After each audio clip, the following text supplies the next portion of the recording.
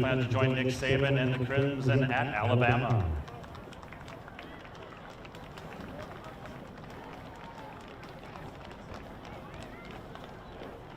Next is number 7, Kyle Heath, escorted by parents Todd and Ashley Heath. His favorite football memory was freshman game against Liberty. After high school, he plans to go on a mission for his church.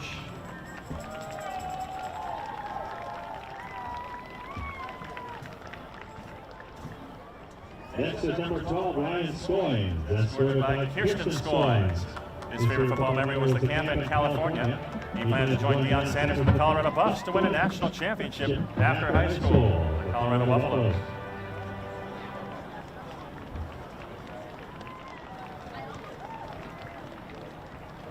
Next is number 14, Rigdon Mills, escorted by Colby and Charlene Mills.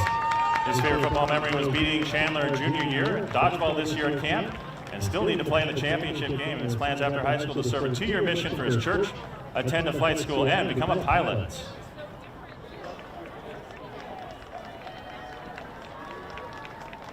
Next is number 17, Christopher Castaneda, escorted by Fritzy and Chris Castaneda. His favorite football memory was the Mater D football game trip.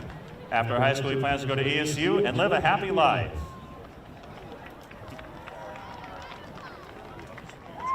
Next is number 18, Preston Heath, escorted by parents Todd and Ashley Heath. His favorite memory was playing in the Honor Bowl against Mater D last year.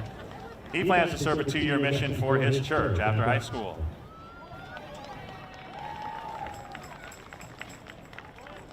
Next, number 19, Hunter Mortland, escorted by Danielle and Nate Mortland. His favorite football memory was junior year camp. After high school, he plans to do an apprenticeship.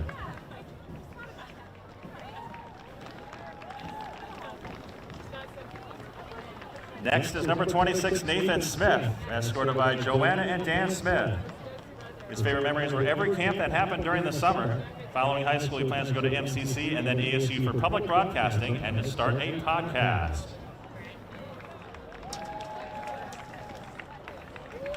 Next, number 31, Mason Rowley, escorted by Kim and Clint Rowley. His favorite football memory was playing poker with the boys at football camp. Following high school, he plans to attend a 2-year mission for his church.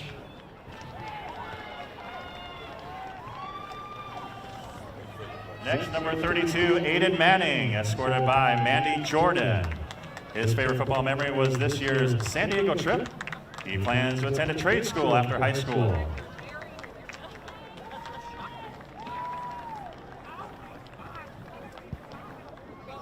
Next, number 33, Carson Mauder, escorted by Billy, April, and Keeler Mauler. His favorite memory was when he got a clutch sack against Brophy his sophomore year in the quarterfinals. After high school, he plans to continue his athletic career or go to a university and get his sports marketing degree.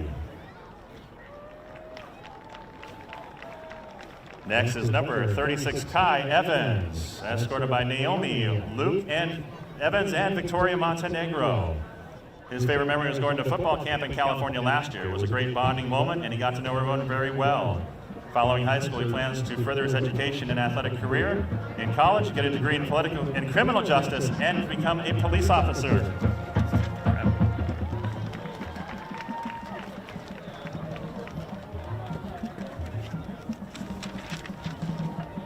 Hey, what'd you say?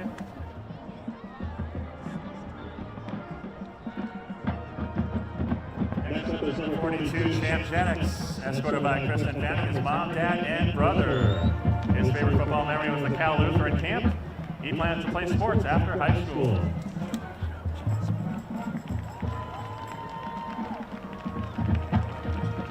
Ready? Next is number 44, Alfonso Gloria, escorted by Peter Gloria and Elvia Sanchez. His favorite football memory was the senior talk at football camp. Following high school, he plans to go to college and study business.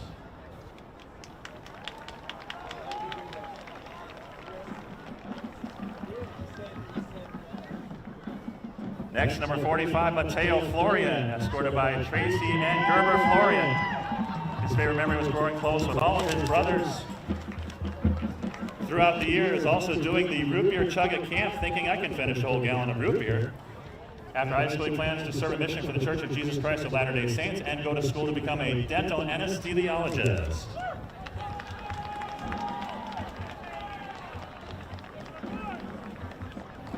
Next up is number 48, Lucas Wilson, escorted by Tim Wilson. His favorite football memory was camp with the whole team and the senior talk. His plans after high school are to go into masonry and general contracting.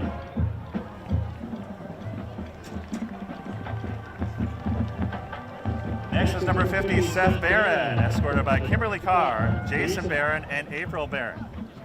Escorted by Kimberly Carr, Jason Barron, and April Barron, His favorite memory was winning the 2022 Honor Bowl, and he plans on playing college football after high school.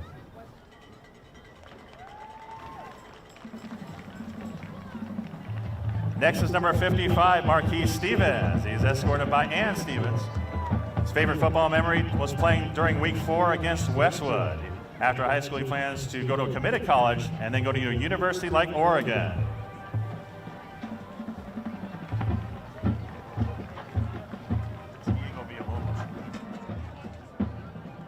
Next is number 56, Diego Villalobos, escorted by Robert Villalobos, Melanie Villalobos, his brother Nico, sister Raquel, and grandmother Kathy. His favorite memory was being at football camp away from technology and being able to connect and create a bond with his second family. After high school, he plans to go to ASU to get a degree in engineering. Next, number 65, Gannon Learley, escorted by Josiah Learley and Casey Learley. His favorite football memory was Camp Tanta Zona. He plans to pursue a degree in forestry.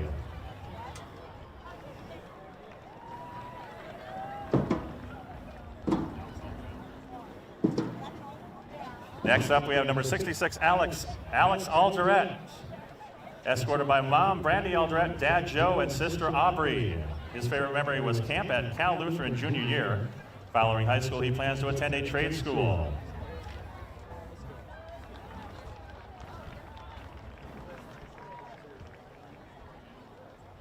Next, number 77, Hector Martinez, escorted by Pamela Castillo, Armando Martinez, Destiny Martinez, and Ashley Brasino. His favorite memory was when Alex made a joke and Coach Anders laughed so hard he choked on his hot dog. Following high school, he plans to pursue trade in welding.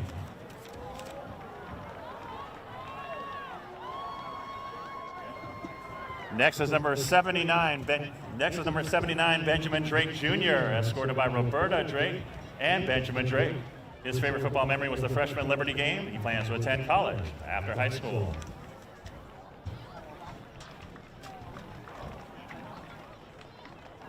Next, number 84, LaRon Smith, escorted by Michelle Ross. His favorite memory was watching the offensive line and defensive line run one-on-ones. After high school, he plans on a career in welding.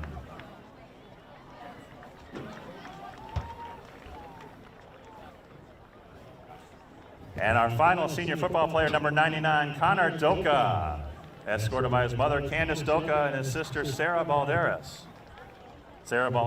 His favorite football memory, learning about how everyone contributes to the team as a player and that you become a family on the field. After high school, he plans on going to MCC, Mesa Community College, then transferring to the University of Oregon in Portland.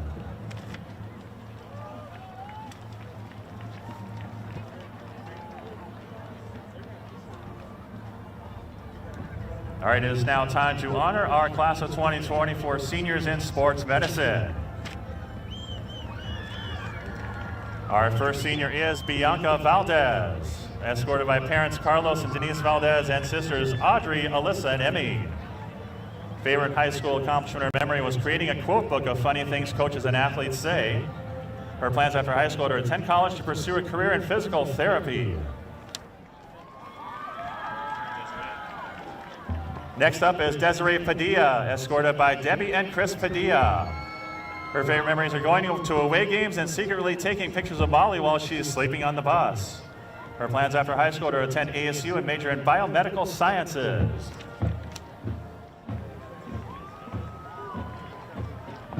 Next up is Isabella Misquez, escorted by father Nathaniel Misquez, brother Caleb, and cousin George Mitchell.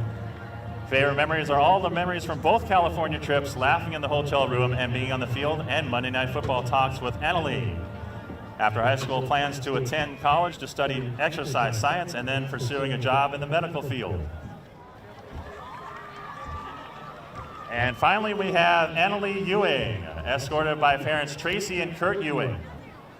Favorite memory is winning the competition at the HOSA conference for performing the best CPR. Plans after high school are to major in nursing at the University of Arizona.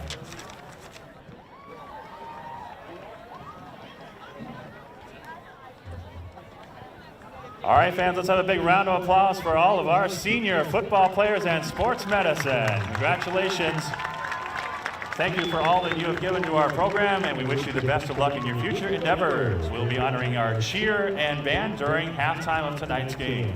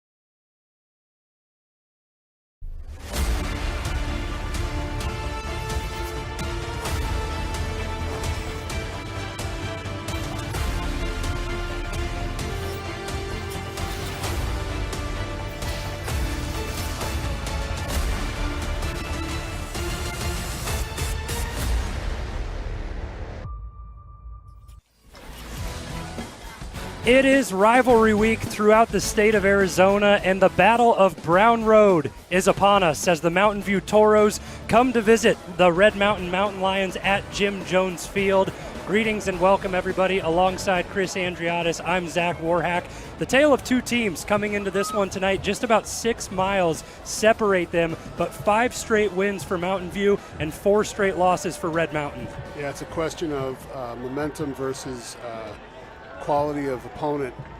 Does the hot team come in and continue to play hot, or does the team that's been through the gauntlet prevail tonight? So we're going to find out real quick, and I'm excited to see what happens. You know, every week these kids, these coaching staffs want to compete, but there's a little bit extra when it's your cross-street rival, basically, per se, and a little bit more information on that tonight. Everyone focused on defensive end Rock Miller, the transfer from Mountain View over to Red Mountain. He was their leading tackler for 2 seasons, now suits up as a Mountain Lion tonight. I'm excited to see what he does today. I'm sure he's had this game circled for a while, and I'm sure he can't wait to get out there and play this one. And Mountain Lions is looking to get back into their winning ways. And hopefully he leads the defense to play like they have earlier in the year. And they seem to have been in a funk lately. We'll see if they can come out of it tonight. A tough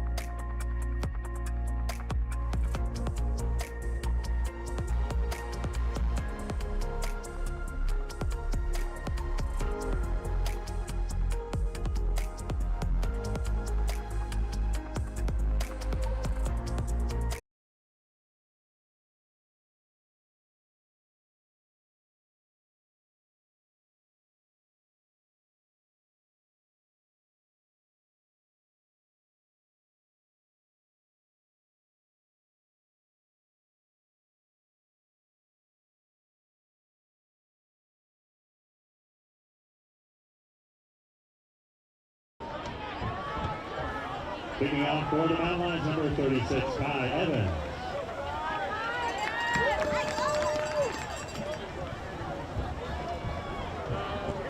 Deep of the throws, number 4, Hot Bucks, and number 8, Diamond Draw. We apologize for any technical difficulties. Red Mountain set to kick off here as Kai Evans boots it away. Mountain View get the ball to start the game, so Red Mountain will receive in the second half. Good return by Hodden Marks as he gets out to the 25, and the Mountain View offense will trot out onto the field.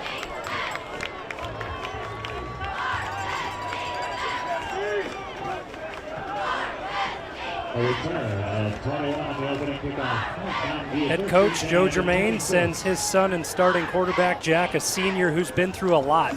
3 knee surgeries for Jack Germain through his time here at Mountain View, but putting together a good season, a QBR of 137.7 coming into tonight. Yeah, and that's really what they want to do. They want to throw the football. They want to spread it around to their receivers. They have 3 really good ones, and that's their plan on offense, I believe. First and 10, they go to the ground, and it is met by a swarm of tacklers. Champ Jennings on top, Carson Mauder at the bottom of the pile as Isaac Jean-Pierre goes nowhere on first down.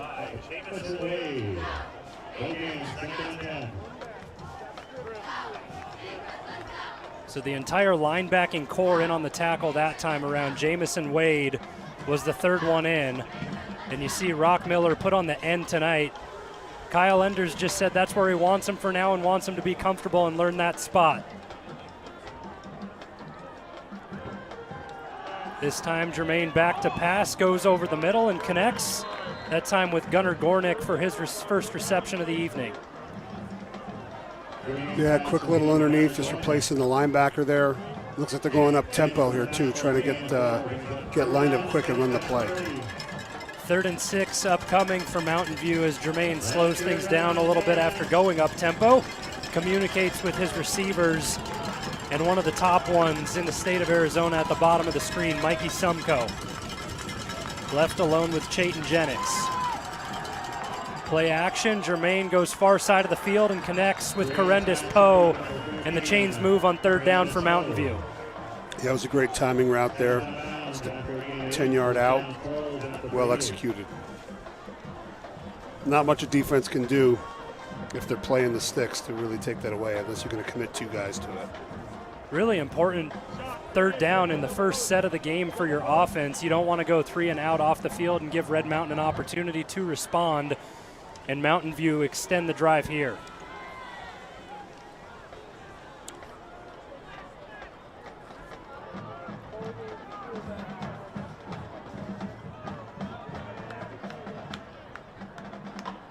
Jermaine out of the gun, this time the give to Jean-Pierre. He has a little bit of room up front, and Wade trying to bring him down, but the pile surges forward, and it's a gain of 10 and another first down for Mountain View. A big matchup to watch tonight is the Mountain View offensive line against the Red Mountain defensive line. If they're able to run the football, it could be a long night for the Mountain Lions. The Red Mountain defense scrambles to get back up to the line. They go straight back to Jean-Pierre, and after contact, he's been churning on back-to-back plays. That time, a pickup of about 8.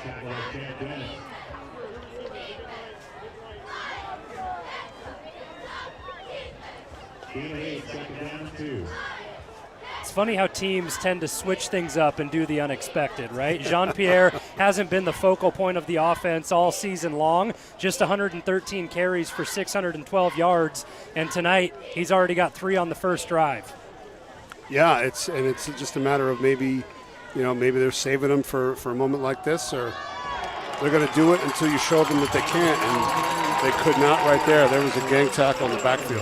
Who else but Rock Miller fired up after the stop. We broke down that storyline in the open, but for those of you who couldn't join us, Rock transferred from Mountain View. He was the leading tackler for the past 2 seasons for the Toros and gets his first tackle of the night and a tackle for loss. Yeah, it was a big one too. Forces him into a 3rd and medium now. I would imagine they'll go to the air here. On senior night, the crowd electric on the side for Red Mountain. And the officials halt play for a moment.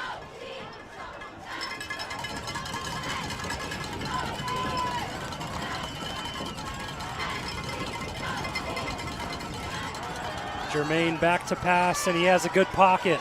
Steps up into it, and over the top, open is Gunnar Gornick. And another first down, so 2 third-down conversions for Mountain View on the opening drive. Yeah, and it looked like he just found a hole in the zone there, and he's able to slip it right to him behind the linebacker. Unseen and over the top, and now Mountain View approaching red zone territory. They know how to score points, and they put them on the board in bunches. Their past 4 games, 41, 31, 35, and 49 points for.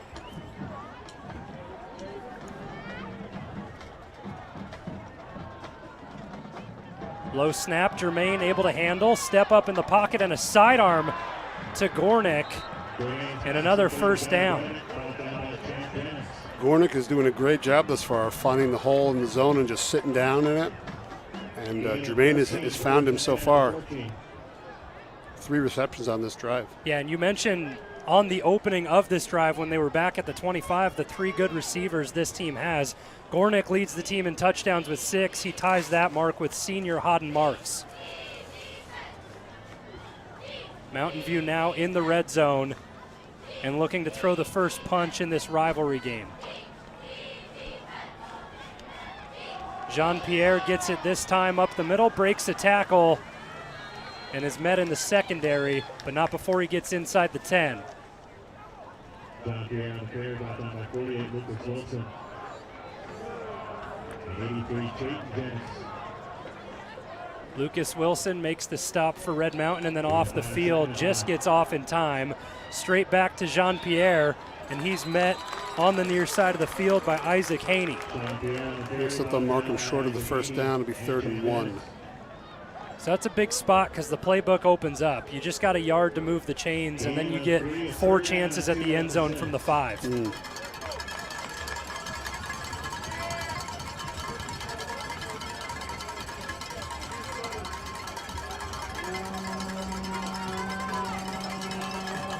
Despite having a good kicker in Mason Lindbergh, I just don't see Mountain View trying to settle for 3 on the opening drive.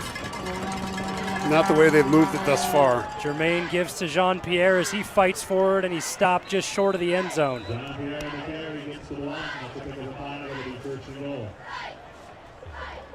And Mountain View having success running the football up the middle. Something they haven't done a lot of over the course of the season. Cameron Arsenault has been moving that line. This time Jean-Pierre runs right behind him and is in for 6. Opening drive touchdown for Mountain View, and they strike first in the Battle of Brown Road.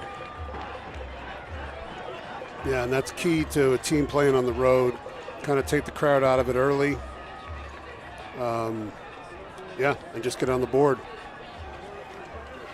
Now the pressure's on the Mountain Lions to respond. The offense for Red Mountain was good in bunches last week. A lot of deep shots that got over the top of Hamilton in that loss. But you move on to a new game plan every single week. Extra point up and through. Go ahead. Sorry, I was Chris. going to say, I did see Simon Lopez suited up tonight. He was out there throwing. I don't know what their plans are for his usage. I don't know how healthy he is.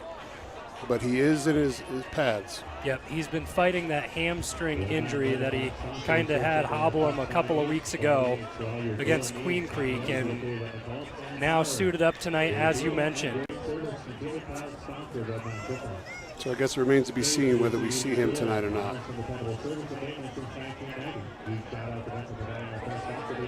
We'll find out in a short moment, won't we? You got Gunnar Moore and Bodie Wagner back to receive, as well as Castaneda. But they might not get a chance. A big leg on Mason Lindbergh. A lefty, too. Fun to watch.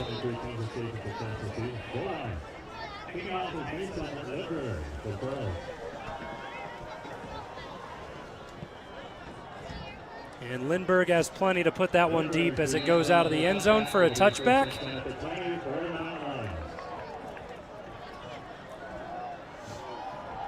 And It looks like Kyle Heap, the one to set out and take the snap. So senior night for him. He gets the start and is ready to rock and roll. And who did some really nice things last week. Some great deep shots. I expect to see more of that. You know, you hate to say this is a must-win game. I feel like we've been saying that for quite a while now. Right. But this is a big one for a lot of reasons. Playoff implications on the line with seeding, and as well as the extra emotion in this rivalry game as Savoy gets the carry and picks up one. And he's what started a lot of the offense last week against Hamilton. The run game got him going. He punched one in for his third straight week against Hamilton. And Red Mountain going up tempo also. Empty. Heap with the designed run goes up the middle, and he is brought down immediately. First one in on the stop to Vida Tease. Oh, we got two face masks that got interlocked there.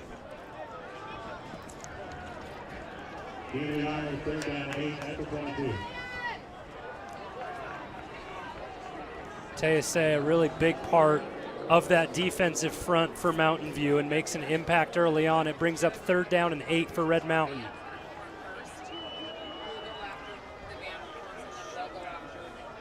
Wagner goes in motion, and Heap rolls that way. Heap looks upfield to run and is brought down around the 25 and stays down for a moment. Not a great start for the Mountain Lions. But if we go to the replay, I'd like to go back to that empty set for a second. So what he's doing here is he's counting. So he's counting numbers. Do they have an advantage on either side for a quick screen, or if it's a 5-man box, that dictates he would run the football, and that's what he did. So you're wondering why he did that. They had the numbers. Unfortunately, they couldn't get those guys blocked up, but he did the right thing as far as what his read was. Mauder now punts it away. Lands at the 40, bounces back, and it's handled. As Gornick wanted to have a run at it, and he's brought down just shy of the 35 to set up the second drive of the game for Mountain View.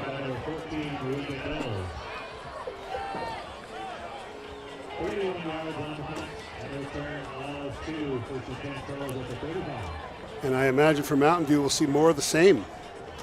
Whatever they were doing on that last drive, runs up the middle, intermediate passing. Jermaine seemed to have plenty of time to throw the ball. I don't know if he was pressured once. So I imagine they'll continue to do what they were doing until Red Mountain takes it away. We'll see if the 3-man front can make an impact for Red Mountain. Castaneda showing blitz this time around, and he comes. Castaneda gets into the backfield with his arms up, and it forces an errant throw. And that's what they're going to have to do more of. They're going to have to start bringing pressures from different places. Don't let the quarterback get comfortable back there.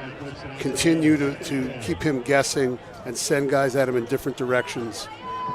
Is the best way to get a quarterback out of rhythm. And Castaneda still looking to force his first turnover of the season. Almost had that one in his lap as he jumped up to try and deflect the pass in the backfield.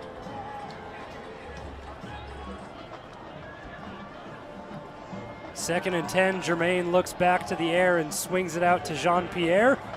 And it'll bring up 3rd down and short. There's a flag. It looks like it's going to be on Red Mountain, I would imagine. Get thrown out at the 50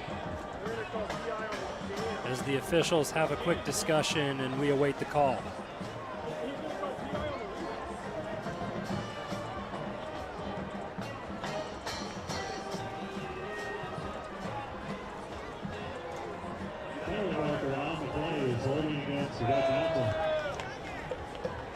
So the hold goes against Red Mountain in the secondary, and that brings up a 1st down from the 45 for Mountain View.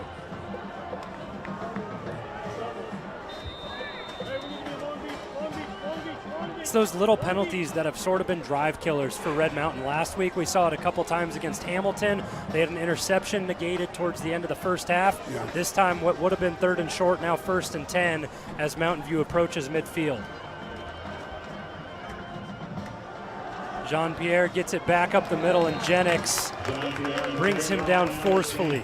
That was quite a collision right there. That's football, baby.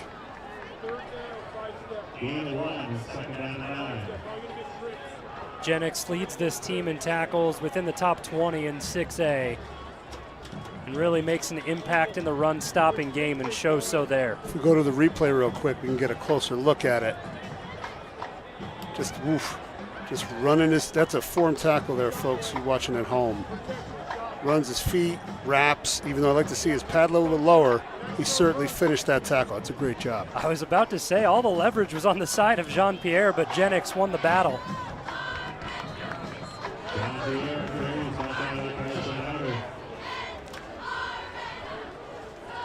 So now the question comes, can you get your defense off the field? 2 third-down conversions on the first drive for Mountain View, and they scored a touchdown on the third down.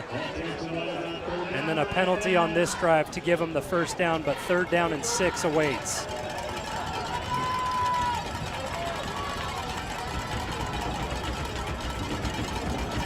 And I would imagine some sort of blitz pressure here. We'll bring Castaneda again. Jermaine feels the pressure. Castaneda, the second corner blitz of the drive, and this one he picks up the sack. I think they had him lined up as a nickel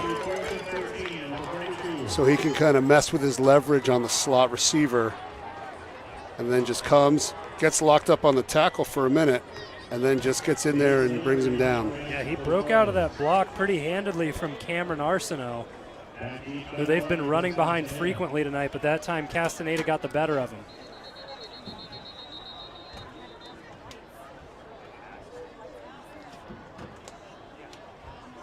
Whistles go prior to the punt, and we'll be set to redo it. I don't know if there was an equipment issue with somebody.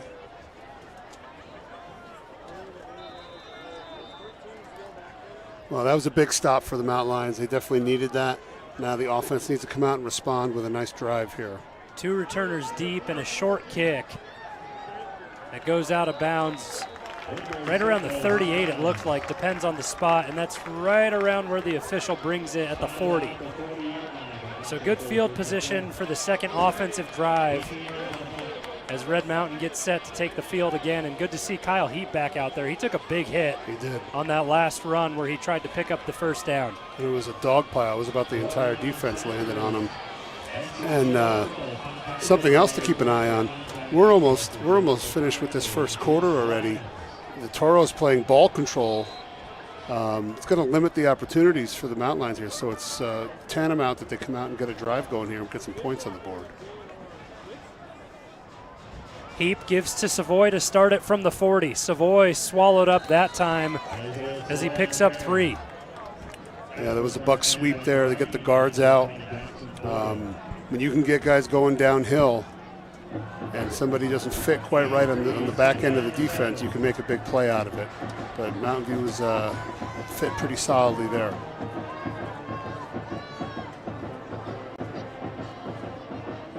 Second and 7 now, just over a minute to go in the first.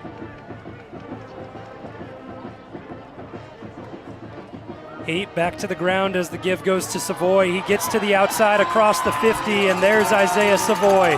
First big rip of the night from him. Yeah, that was a stretch play. They were running it quite effectively a week or 2 ago, and you can see his speed there. He just got going downhill, was able to turn the corner, turn it into a first down. It's great to see Savoy get going. He was a focal point of the offense last week against Hamilton. We saw the Wildcat worked up with him in a big game, and tonight gets things started, and now it opens up the passing game and play action. Savoy gets it again here, loses the ball for a second. He was just playing a little hot potato with himself for a second.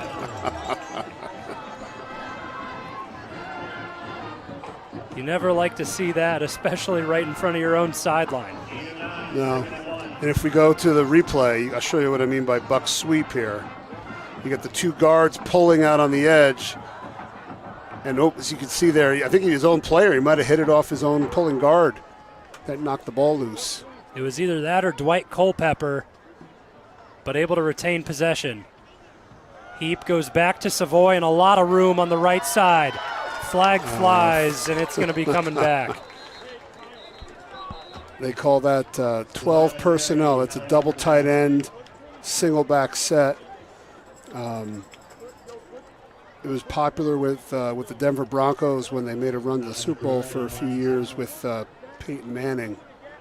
It's a 2x2 formation, but it also has run strength on both sides, so it's a truly balanced set and great if you're able to run zone or stretch. So I can see why they're getting into it, especially if you have two tight ends that can block.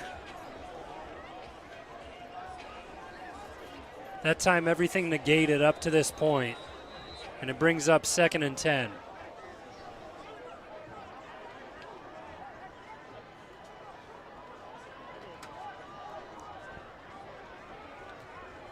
"12 seconds left on the play clock as Heap gets things sorted out in the pistol.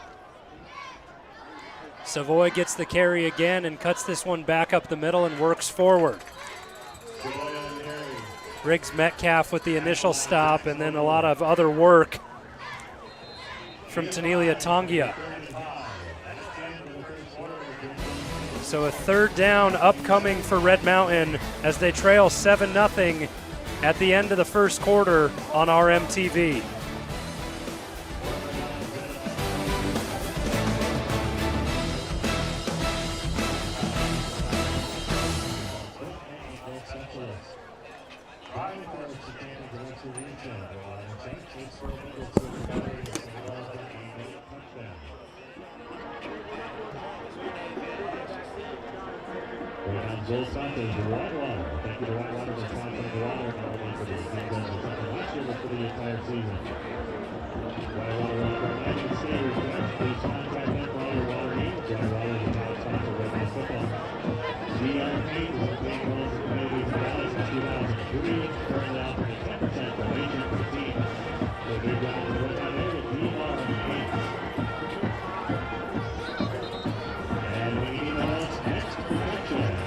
This drive for Red Mountain brought to you by Weathermasters, family owned and operated since 1983. Plumbing, AC, water treatment specialist, proud sponsor of our boys at Red Mountain High School. So as the fields flip, it's been a lot of the run game on this second drive for Red Mountain. They haven't gone to the air once. No, they have not, and this might be the time to do it on 3rd and 6. We'll see, or 3rd and 5 here. Looks like they're lining up in that same double tight set. A lot of things you can do in the boot game as well from this look.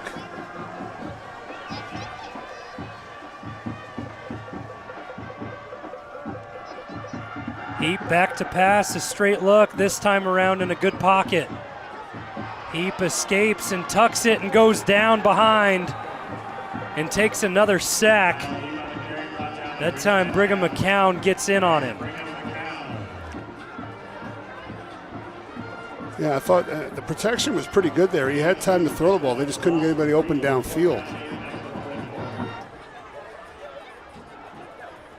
It looks like they're going to go here. They're not going to punt. Offense stays out on the field around midfield as the ball spotted on Mountain View's 44.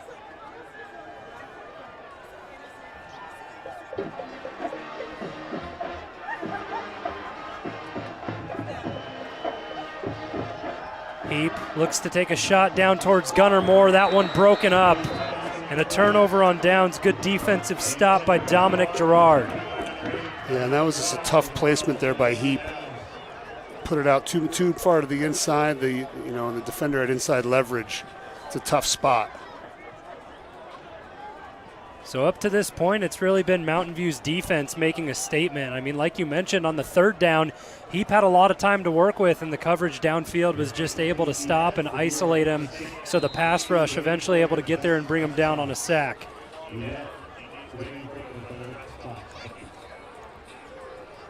Yeah, like I said, I do love that set. But apparently the Toros are ready for it.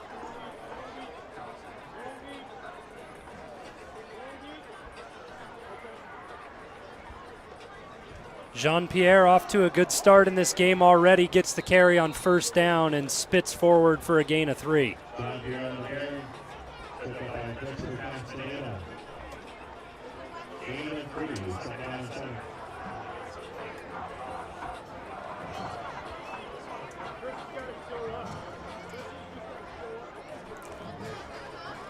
When I go back and look at that third down play, look, there was some confusion from the receivers. And I think one of the receivers down on our end didn't run what they were supposed to run, so I think that's part of the issue too. Definitely can't get guys open if they run the wrong route. Yep. Miscommunication kills you. Play action this time around. Jermaine looks to take a deep shot. He has it all with Correndous Poe, but he just overthrows him as Gamba and Jennings were chasing him down, and it looked like Poe just kind of stopped running his route and turned around to find the ball, and it got over his head. That's a lucky break for Red Mountain there, because he was behind everybody.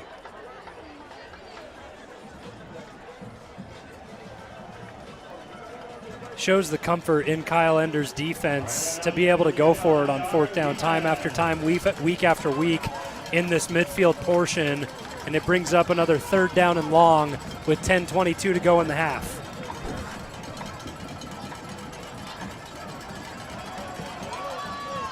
Jermaine fires over the middle, off Poe's helmet, up in the air, free ball. Oh my goodness. What a play. It rattles off of Poe's helmet, and it looked like it was floating for what was an eternity, and it came down, and when it did, Jean-Pierre scooped it up out of the backfield, and it's a first down for Mountain View. Sometimes the bounce just goes your way. Heads up play, though, by Jean-Pierre to get there. And it looked like there was a defensive lineman involved trying to rip it out of his hand there, and it just went down to the ground. I guess that even on a tipped ball, the tie always goes to the offense. Another tough one to overcome for this Red Mountain defense. 5 seconds left on the play clock. Jermaine just throws it into the ground at the feet of Jean-Pierre.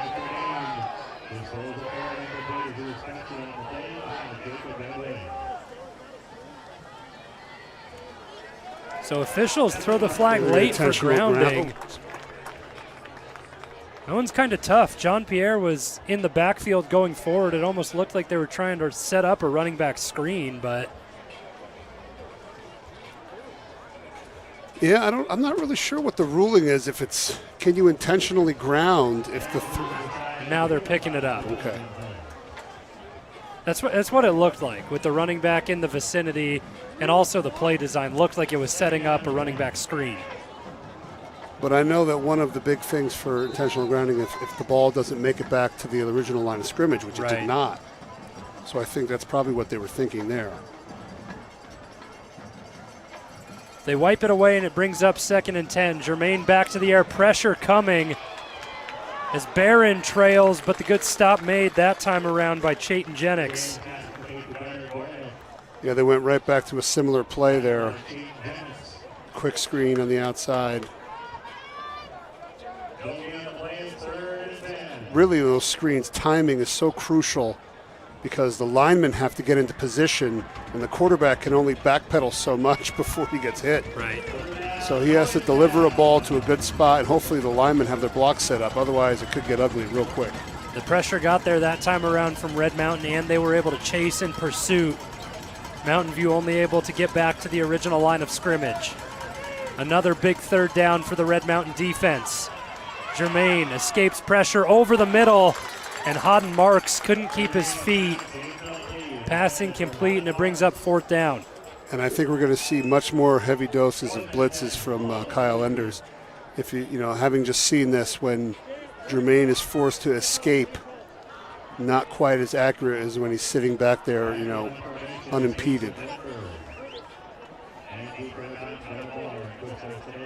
Last time around, it was a short punt from Lindbergh. It looked like it went off the side of his foot as he looks to pin Red Mountain deep in their own territory. End over end, Castaneda waves it off. And a high bounce that rolls down inside the 10. And it'll be a long field up ahead of Red Mountain with 8:41 to go in the first half. My goodness, this game is just flying by. Time flies when you're having fun, or time flies when the clock keeps going off of runs? When you're running the football and completing passes, yeah, exactly.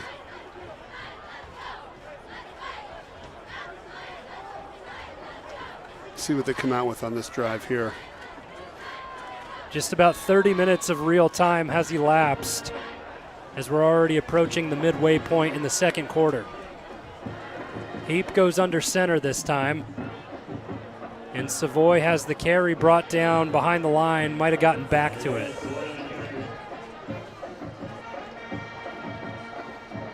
Yeah, just a straight ahead run there. And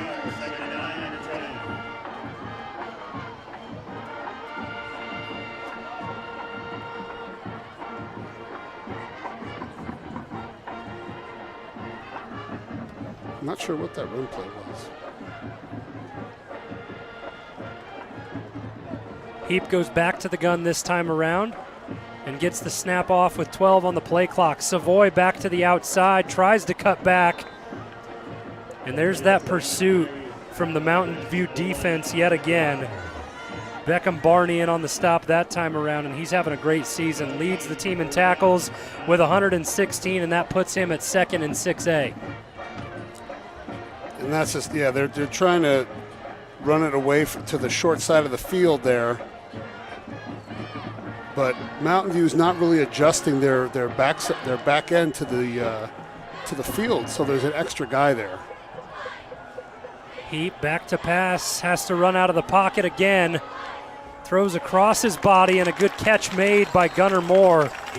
So it looked like the drive was going nowhere, then a pickup of 15 for the first down. Yeah, that was a nice job improvising, finding Gunnar Moore there. I would get, yeah, it looks like they're getting right back into no huddle, try to build some momentum on this drive, get them going. Heap gives to Savoy as he's being chased down from behind, sheds a couple of tackles as Riggs Metcalf got a really good jump out on the edge.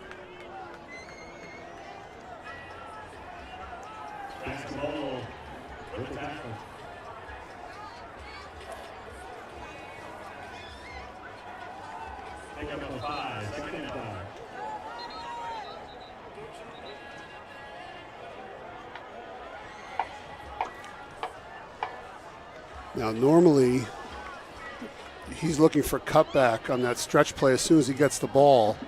But unfortunately, one of the defensive linemen on the backside got loose, so the cutback option wasn't there, so he had to keep pressing the edge. Heap gets out for a positive gain again and picks up the first down. So a couple of good plays on the ground back-to-back for Red Mountain. Savoy looked like he was swallowed up behind the line on the previous play. They gave him 5, and then Heap gets the rest for the first down here.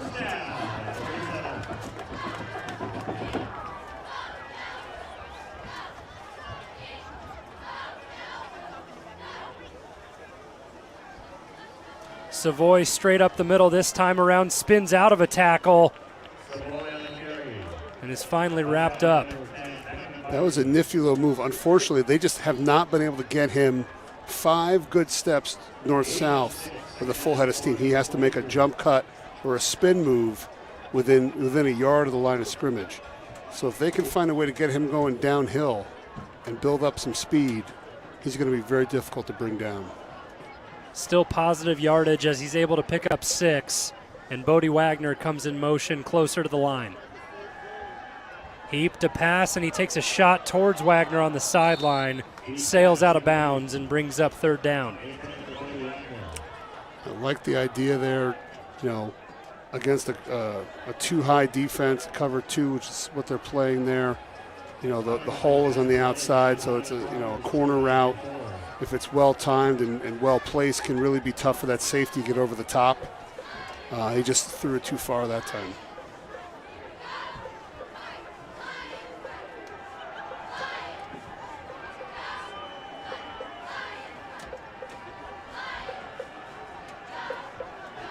Five seconds left on the play clock. Talon Lamb checks into the game, and Heap going to have to hurry to get this one off, and he does with a second left, and a flag flies, so they may call the delay of game here.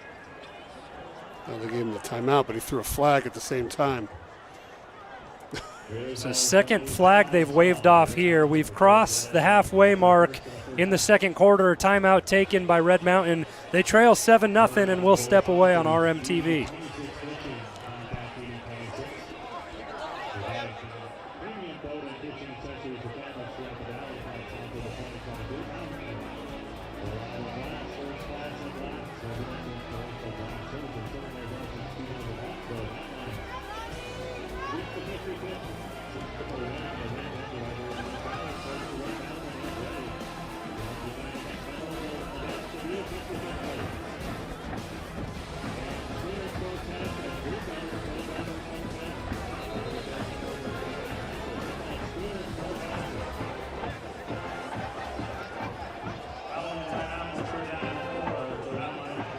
This is sort of the point where the offense for Red Mountain has slowed down right around midfield each drive up to this point in the game. A big 3rd down and 4 here as they trail by 7 at home. And all the festivities tonight. Senior night, rivalry game. You want to have this one. Yeah, we even got to see a Blackhawk land on the practice field earlier. Pressure off the edge. Heap escapes it momentarily, gets forward out to the 45. Yeah, I think they jumped offside there. It's going to be a free play. It's going to be a 1st down, it looks like. They didn't throw the flag there? I think they hold it here. Metcalf was the one that got the jump, and he's made a couple of good blitzes. It's funny. It's like these two defenses are mirroring what the other one does, because we've seen Castaneda come off the edge like that a couple of times, and now Metcalf on back-to-back plays on this drive does the same.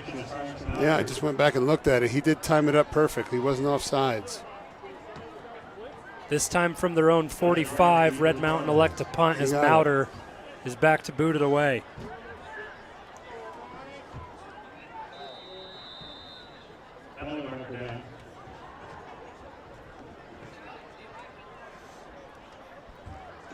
This time around, they get Red Mountain for the delay of game on the punt, so scoots things back 5. They're going to get it one way or another.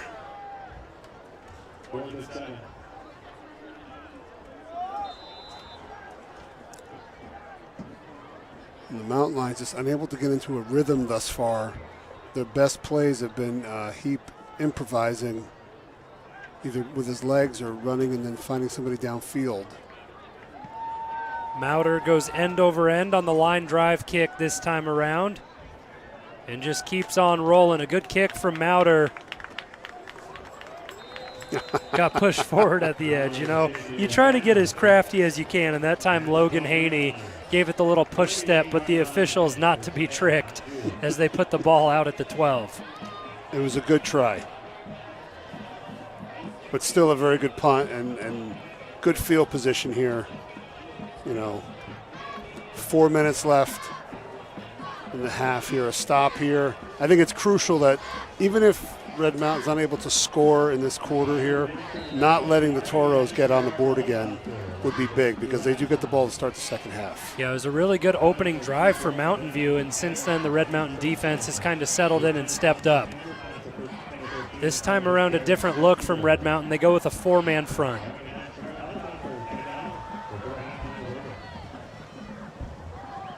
Quick screen to the outside, can't connect with Sumco. And I think they deem it a forward pass, so just incomplete on the far side of the field.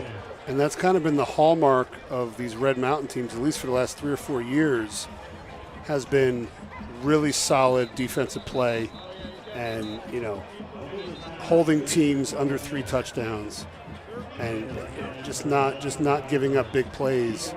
And the last few weeks they've gotten away from a little bit. You know, they had some injuries. They got some guys back tonight, and just need to get back into their winning ways and, you know, talking to the coaches, just getting everybody on the same page and running the calls that they call.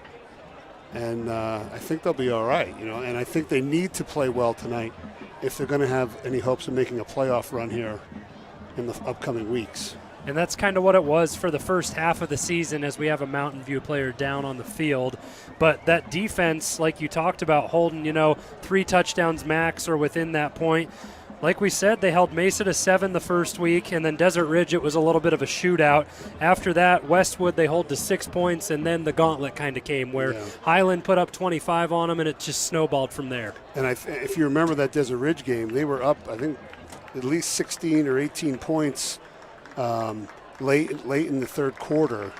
And then, the wheels kind of came off. Their quarterback ran around and made some plays. They had a number of calls go Desert Ridge's way, and they kind of, ever since then, they just have not been the same defense that we saw early in the year. They played great defense against ALA. You took the most high-scoring passing attack in the state and held them to 97 yards passing. Yeah. If you have asked Kyle Enders that before the game, if you would take that, I'm sure he would have said absolutely. Unfortunately, they were just able to run the ball really well that night. Adam Pierce was the player down. He gets back to the sideline with a little bit of help, and Mountain View retake the field. And that's kind of where Mountain View attacked on the opening drive, was through the ground game with Jean-Pierre, and he was able to rip off a couple of big chunk plays, get them into the red zone, and then they converted. Yeah, and that's standard football. You want to have a balanced offensive attack. You have to be able to attack teams on the ground.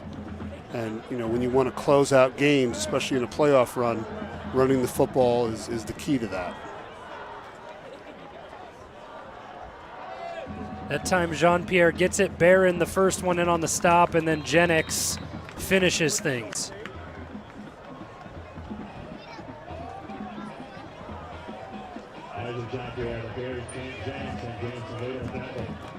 And again, another crucial third down. Especially a big spot. Still 2 timeouts for Red Mountain, 4 minutes left in the first half. So plenty of time to put a drive together if they get a stop here. And you feel like this is one of those situations where Red Mountain, brings in exotic pressure, maybe forces a turnover, really turns the game on its side there. They go back to the ground, and a big hole for Jean-Pierre as he squirts out across the secondary to the 30 and goes down at the 31, and a big first down pickup for Mountain View. Yeah, that's nothing fancy. That's just a straight, I'm going to pull it up, but I think that's just a straight dive. Yeah. It's just big on big blocks, no double teams, just a straight man-on-man, back downhill now.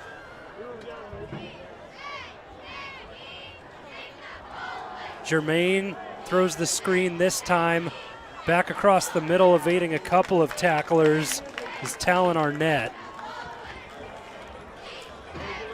Like I said, those screens, they're feast or famine. Either it's going to go for 60 or it's going to go for 2 or worse.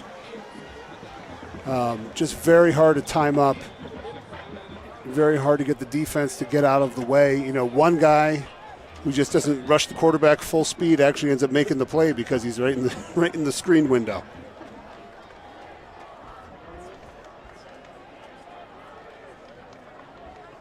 Mauder shows pressure off the edge and comes. Jermaine over the top, and Poe with a big catch. Poe with a lot of room to work with all the way to the end zone. And I think they're going to get offensive pass interference. I think he pushed off with his inside arm, his right arm. Yeah, I think they're going to bring that one back. It would have been a 67-yard touchdown for Poe, but they get him for the offensive pass interference. I think. It certainly looked like a forearm shiver to me. Yeah, the line for Mountain View is backing up already. Yeah, if you look here on the replay, down at the bottom of the screen, just there he reaches out, pushes off, can't do that. Great catch, but that little push off at the top, what they teach you if you want to get away with it is you push off below the waist. The refs are a lot less likely to see that, so a below the waist push just looks like you're fighting for position. That backs things up now to 2nd and 23 for Mountain View. And the thing is, I don't even know if he needed the push off. He looked like he had him beat. Yeah, he was running underneath it, and then the tackle was just missed by the safety coming towards the sideline. It looked like Haney just took a little bit too tight of an angle.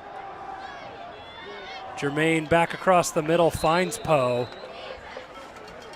So a good pickup to manage things there for Mountain View as they get back to the original line of scrimmage.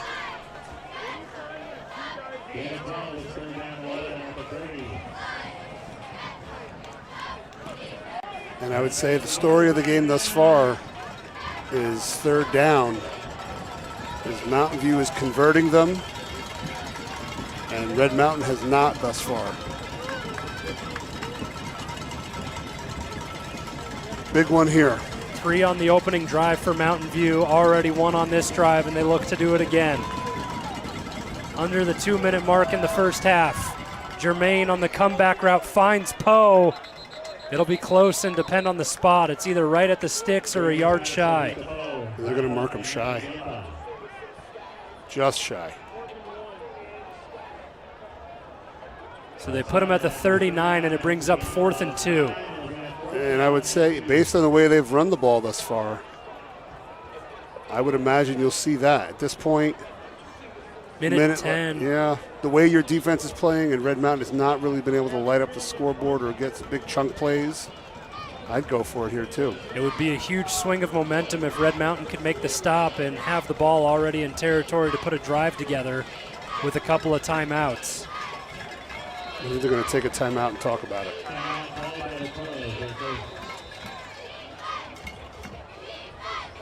What do you like? What are you comfortable with here? You think they go for it?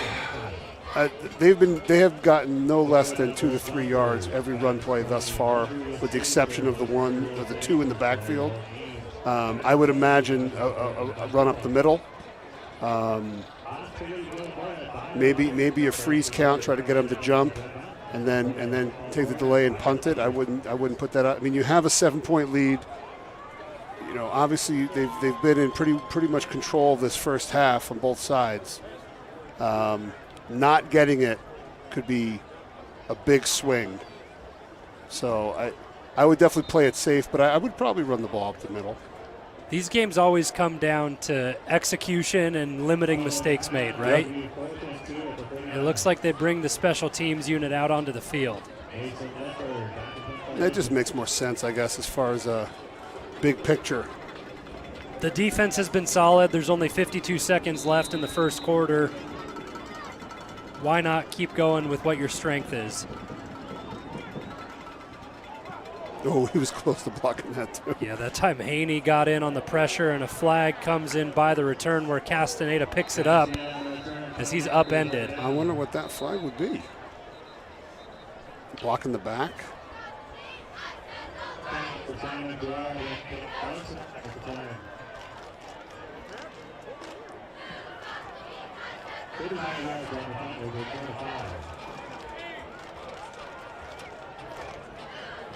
So Larson was in on the tackle, but the flag was thrown far before that. It was kind of still where the punt was in the air coming to Castaneda.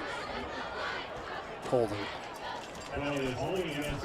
The officials walk things back, and that just puts you in your own end even further. Yeah, and you know, based on how I can't remember if it was last week or the week before. They ran 3 pass plays, did not get a first down, and gave the team enough time to go in and actually score another touchdown at the half. So I think after seeing that, this will be a more conservative approach, I would imagine.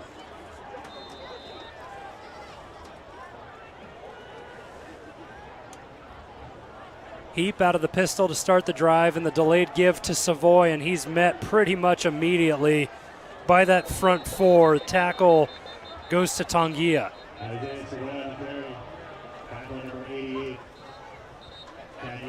And the thing you have to remember, too, with this Red Mountain offensive line, you know, Gabe Romero's not playing tonight. He's an injured tailbone.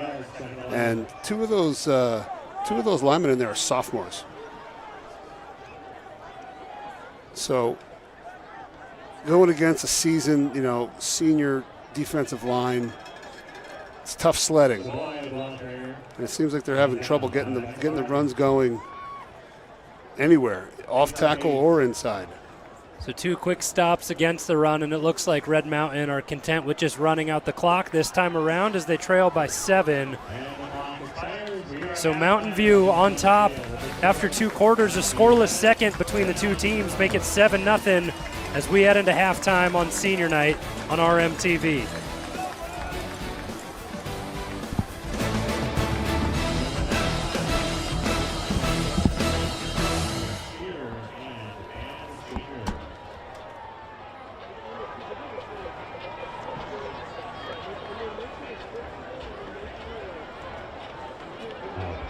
Along the band.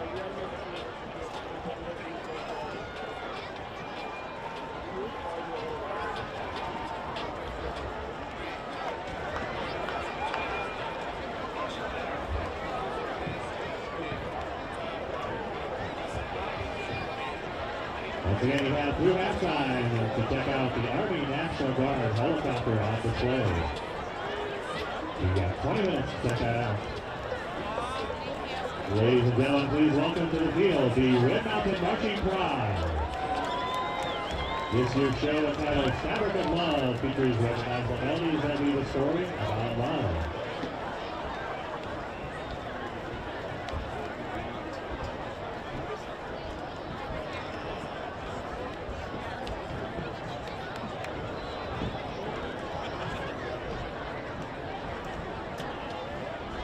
Please welcome the Red Mountain Marching Choir and drum majors Riley Colville and Hannah Gray.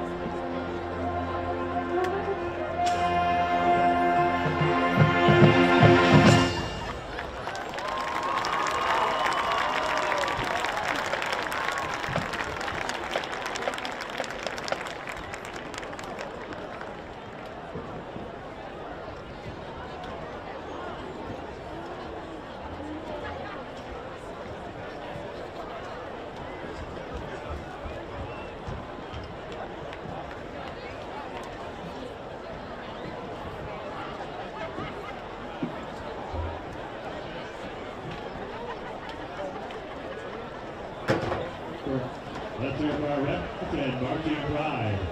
Now it's time to honor our pom and cheer senior. We will start with the cheer. Our first senior cheerleader is Adeline Bingham. Escorted by parents Julie Bingham and also Ryan Elise, Ryan Jr. and Juliet. We had the opportunity to participate in nationals for cheer the last 2 years. He's excited to be in this year for the ball friendship he's made being part of cheer. Well, that's all the other practical games and competitions with his teammates. He plans on attending college and then medical school to become a doctor. Our next senior is Natalie Garner, escorted by Erica and John Garner.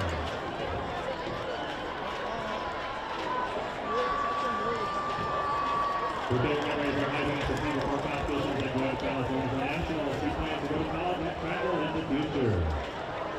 Next up is Shelby Henson, escorted by Cass and Blake Henson. Her favorite trip memory was going camp over the summer. It was a lot of fun. She got to know everyone on the team better. In the future, she plans to go to college at the University of Utah or ASU. Next up, we have Brianna Hicks, escorted by Tommy Hicks, Daniel Hicks. Her favorite trip memory was nationals last year. In the future, she plans to attend an in-state college and then travel. Next up, we have Brooklyn Nevitt, escorted by Jackie Sherrill and Don Nevitt. And her brother Ryan. Her favorite memory from Cheers competing nationals in California and then going to Disneyland right after in the pouring rain. It gave her the opportunity to get so much closer with all the girls on the team. In the future, she plans to attend an in-state college to further her education. Next up is Kate Oakland, escorted by Jenny and Jamie Oakland. Her favorite memory is going to nationals and getting to spend time with her team. In the future, plans to go to college. Is working on college applications now and hopes to major in engineering. Next up is Carly Olinger, escorted by Amy and Chuck Olinger. Beyonce, Jessica, Chuck Olinger, Jessica Farron, Lynn Olinger, Ashlyn, Caden, Kaylee, and Callie. Her favorite cheer memory in our group huddles before we take the mat, where we come together as a team to hype up and support each other through our nerves and excitement. She plans to become an Arizona realtor and use her career to have a positive impact on her community. Up next is Hadley Owens, escorted by Amy and Andy Owens. Also Austin Desiree, Ashlyn Perkins, Taylon Perkins, and Cannon Owens. Her favorite cheer memory going to nationals at Disney, where they got second place and got to create the best memories with her best friends. After high school, plans to graduate cosmetology school and begin her career as a hair stylist. Next we have Sienna Wilson, escorted by Robert Wilson, Shelley Wilson, Tristan Gillis, Brentley Wilson, and Hudson Wilson. Her favorite cheer memory going to California to cheer on her football team and being able to grow closer to her teammates and coaches. She plans to attend NAU, getting a business degree. Now it is time for our POM. And our first POM member is Kayla Davis, escorted by Kelly and Sean Davis and Liam Davis. Kayla's been on POM all 4 years of high school. Her favorite memory was 2 years ago when Kendall, Martine, and her were 30 minutes late to practice because it was pouring rain, and they went way out of their way to Chick-fil-A because they were hungry. All while Your Love Is My Drug was blasting on repeat because it was the only song on Martine's playlist. She plans to attend Boise State University, pursuing a degree in the medical field. She also hopes to try out for the dance team. Our next senior is Haley Farnsworth, escorted by Kristen and Derek Farnsworth and siblings Ashlyn, Bryce, Dalen, and Grayson. Her favorite POM memory of the nights at Nationals and camp when all the girls on the team would go to one room to just talk and eat snacks. While those are some of the best laughs she's had. She plans to attend college and currently would like to go into the medical school to be a PA. Next is Monica Hyatt, escorted by Griff and Brittany Hyatt. Her favorite memory is on POM, being able to compete at Nationals last year and celebrating with her team right after they took the floor. Currently applying to colleges and plans to study speech pathology. Next up is Josie Johnson, escorted by Tiffany and David Johnson.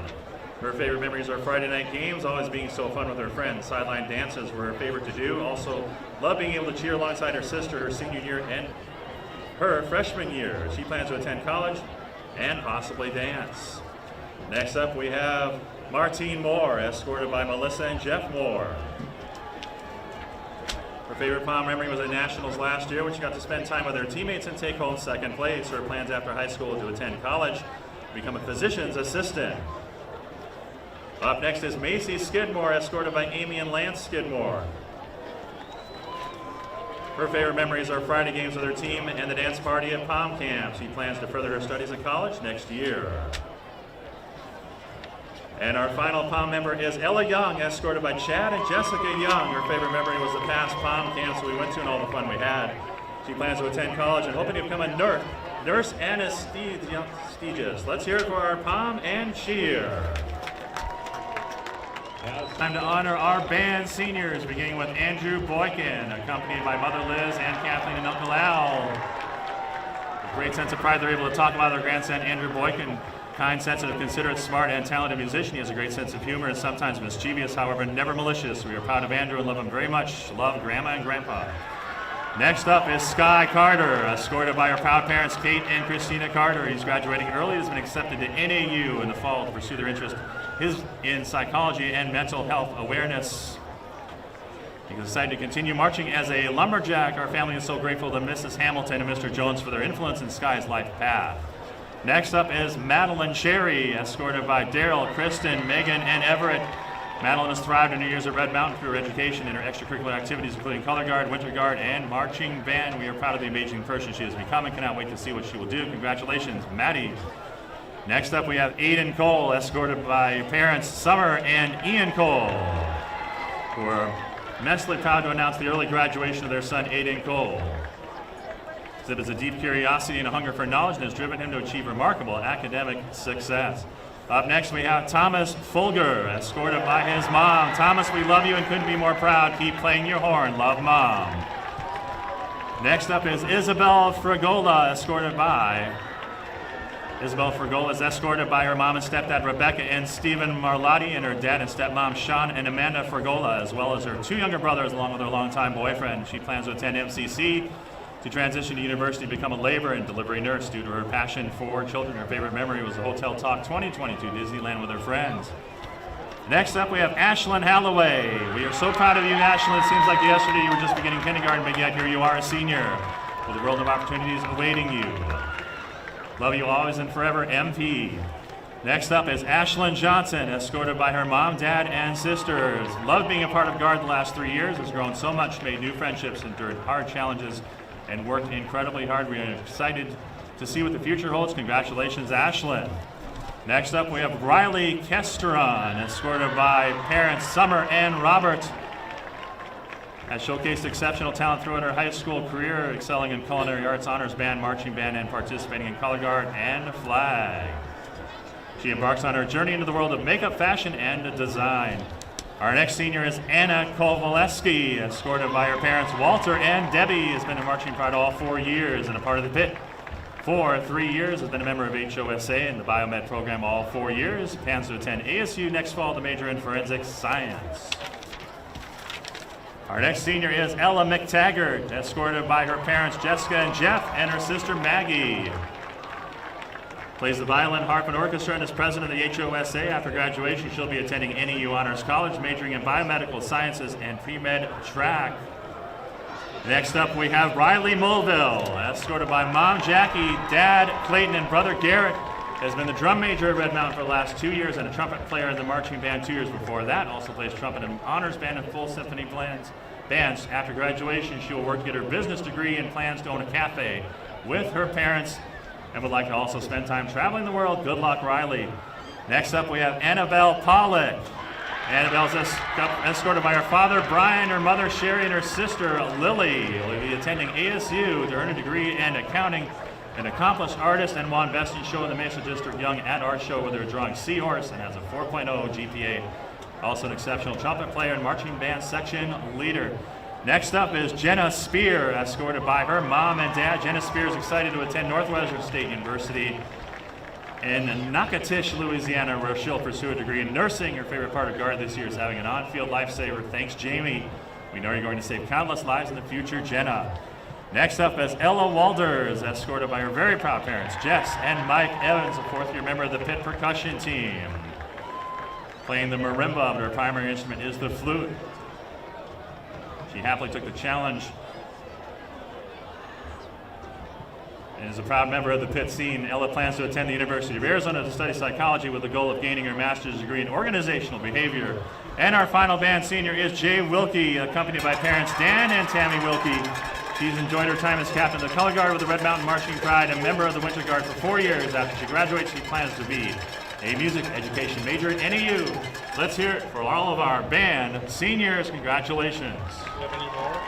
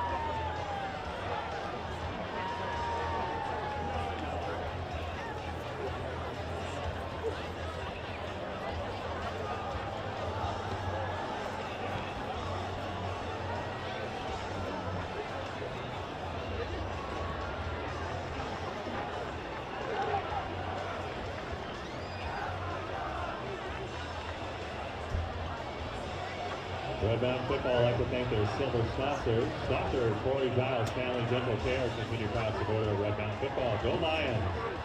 Taylor Flooring, Arizona's most trusted flooring specialist since 1981. And proud to be a part of the Red Mountain Football program. Go Mountain Lions! And One Stop Nutrition. Stop by and enjoy one of their delicious and nutritious shakes today. Located at Power McDowell. One Stop Nutrition, proud supporter of Red Mountain Football. Proper sponsors are Brock Asset Management for all your financial planning. Contact Brock Asset Management. And Costa Oil. Visit them for your 10-minute oil change. No appointment necessary. Mention Red Mountain Football at Costa Oil for a 10% discount on all services. Huge shout out to our sponsors providing meals for our players throughout the season. What's cracking? Fresh local food and drinks, home style cooking with fresh ingredients. Go visit them for a unique, upbeat environment at What's Cracking. Over Easy, located near Southern and Power, is fueling our boys up after a long Friday night. Proud to be a long-time supporter of Red Mountain Football. Over Easy. And By the Bucket, hot spaghetti to go and more. Excited to be part of the Friday Night Lights at Red Mountain. Support our football program at By the Bucket. Mention Red Mountain Football for 10% off your order.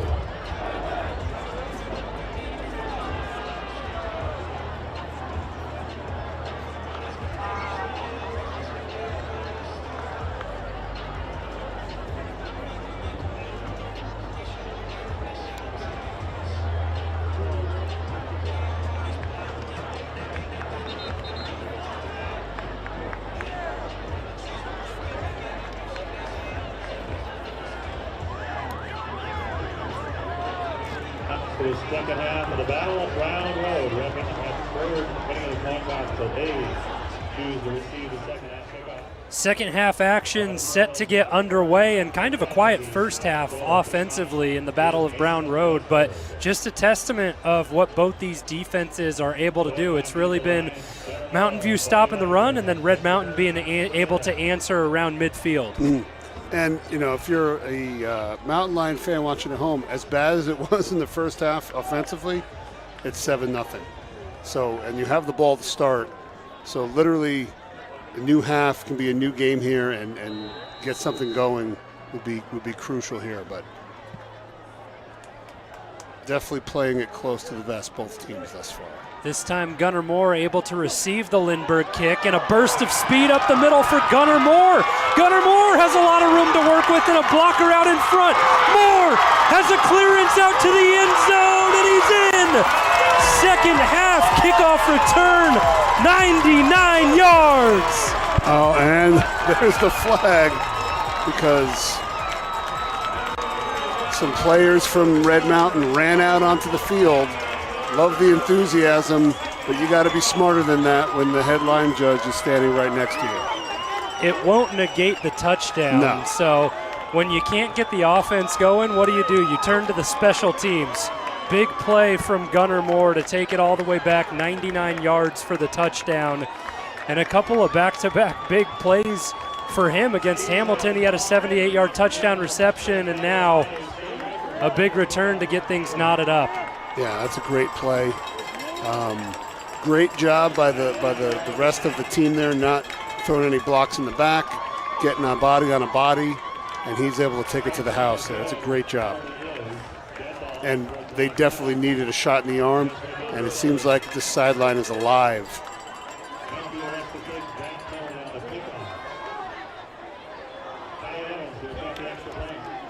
It was the unsportsmanlike conduct after the touchdown, but a lot of energy coming from this side of the field.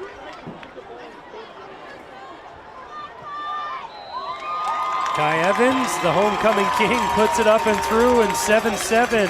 We have ourselves a ball game. It was close enough already, a one-score game, but basically back to 0-0 to start the second half. 0-0, and we're right back where we started. Only 14 seconds gone, and Moore was able to do everything, and the lead block out in front really set him free. Yeah, it was a great job. Everybody fired up on the sidelines now. Isaiah Savoy coming to congratulate Gunnar Moore.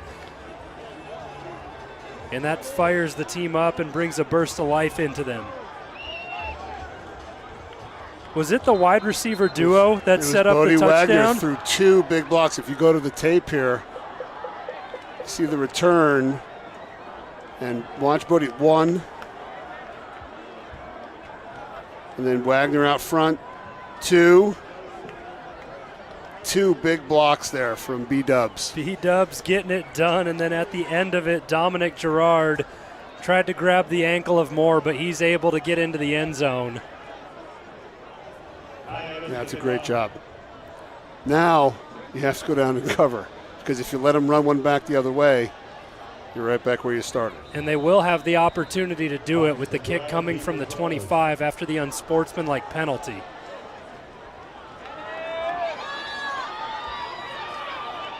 That time the coverage there initially, and Hodden Marks tried to bounce it outside, unable to do so, but good field position still for Mountain View as they set things up at the 40 for their first drive of the second half. Yep, and I would imagine we'll see more of the same from the Toros. Yeah, it was a heavy dose of the run in the first quarter for Jean-Pierre, and then they started to open things up in the screen game a little bit to get the passing game going. But a couple of deep shots were taken to Corendus Poe. We saw the one with the offensive pass interference come back of what would have been a deep touchdown. So he's really one of those favorite downfield targets.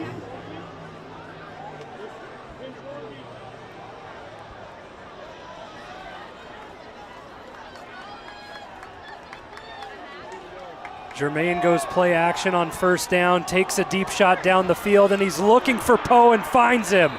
Chunk play on the very first play of the second half, and a nice pickup down to the 28. And it looked like the free safety had his eye on it. He just couldn't get back into position fast enough to make a play on the ball. Mountain View respond quickly after giving up the special teams touchdown, as already in scoring territory.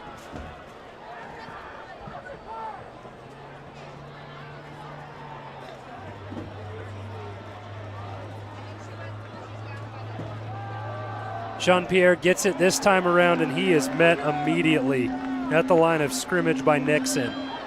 Still ends up getting 4 yards, though. That's the crazy thing, is that he just keeps on running.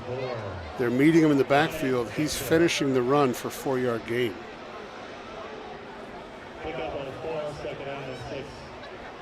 He's one of those backs where the legs just keep going no matter what after the first contact. Yeah. 6 feet tall, 190 pounds, and a powerful runner.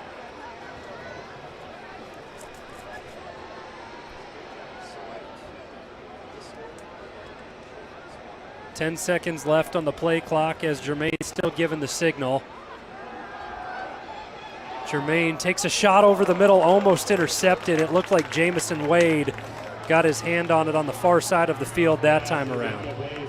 Yeah, they got home on the hit there, on the blitz. And yeah, he was his fingertips on it.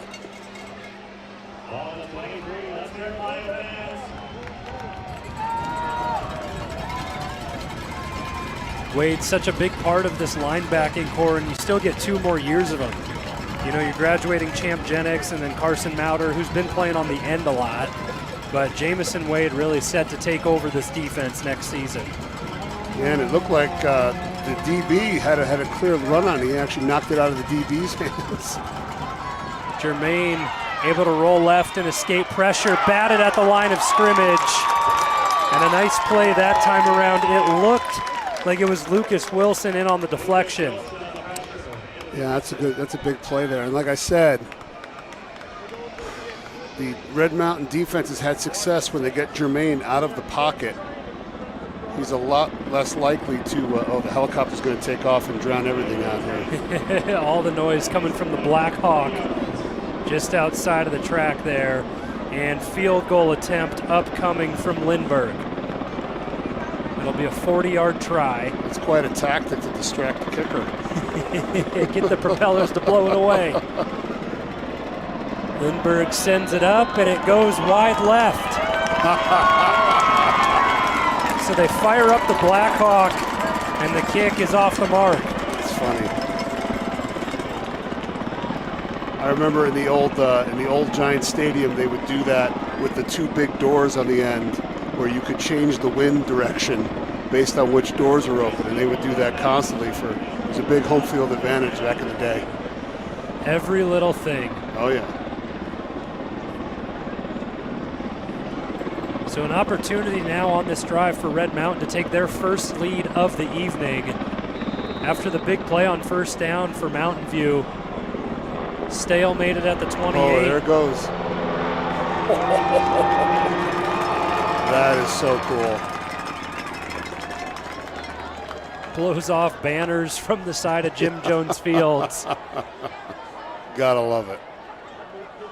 And we shift our attention with 3 seconds left on the play clock to Heap as he takes the snap and pitches it away to Moore. Moore with a full head of steam, brought down by the horse collar. That'll add 15 onto that run. A little razzle-dazzle there. Double reverse, or was it end-around reverse?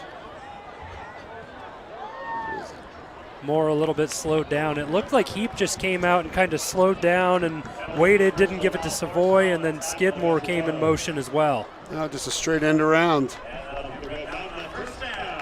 Those horse collar tackles always scary when your legs fold out underneath you.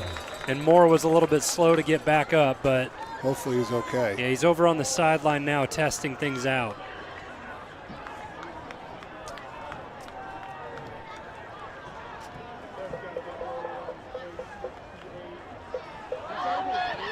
Savoy surges forward up the middle. And the run game opening up for Red Mountain. And that's the first time in a while we've seen a really big push from the Red Mountain front.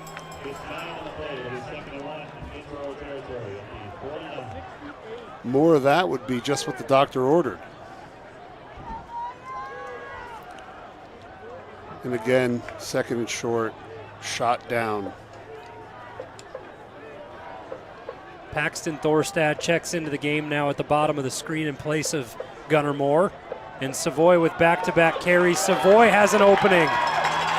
Breaking tackles left and right. Savoy gets down to the 20.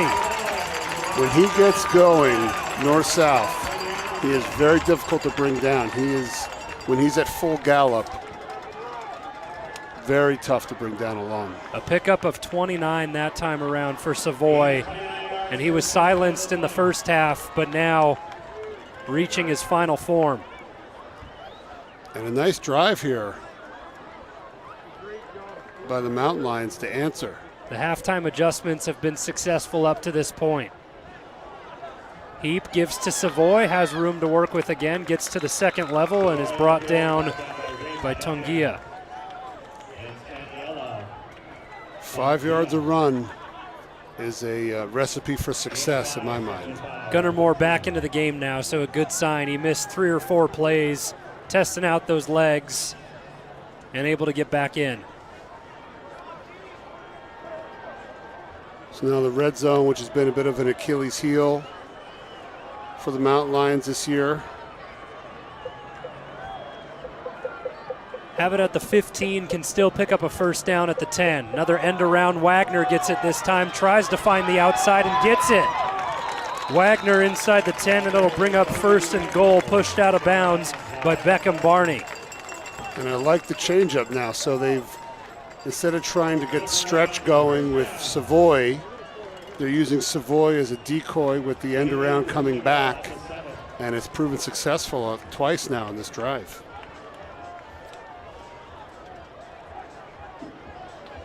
Wagner went out at the 7 as number 7 awaits the snap. Man-to-man coverage up top. Heap keeps it himself and has a free ride into the end zone. And Red Mountain have their first lead of the evening thanks to the legs of Kyle Heap. Great play.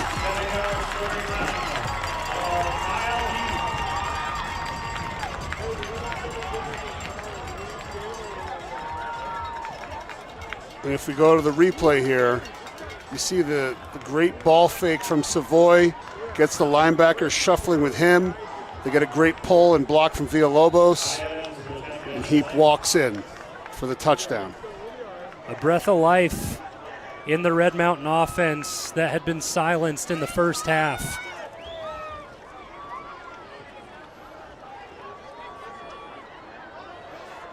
And now the question, how will the Toros respond?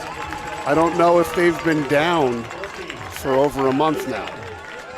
Evans remains perfect with the extra point and a 14-7 lead at home for Red Mountain. 7:56 left in the third on RMTV.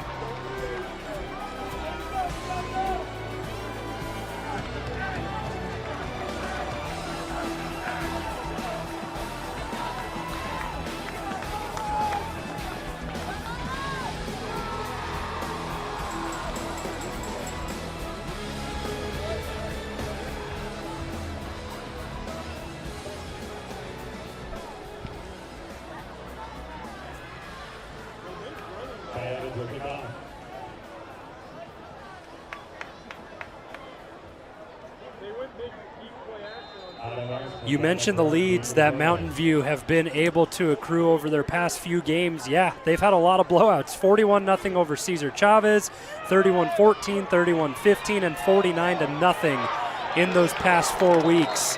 Flag flies at the back end of the kick return. Yeah, it was a block in the back. A pretty vicious one, too. He came flying in, left his feet. Dangerous block, actually. But they'll push him back. Yeah, so it's interesting to see how the Toros respond now, because they haven't seen some adversity for quite a while. You know, have they gotten complacent with their Fiesta region schedule? We'll find out.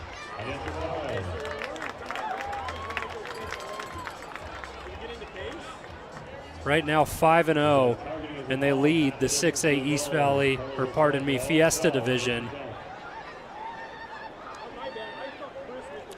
Yeah, I think they clinched it because that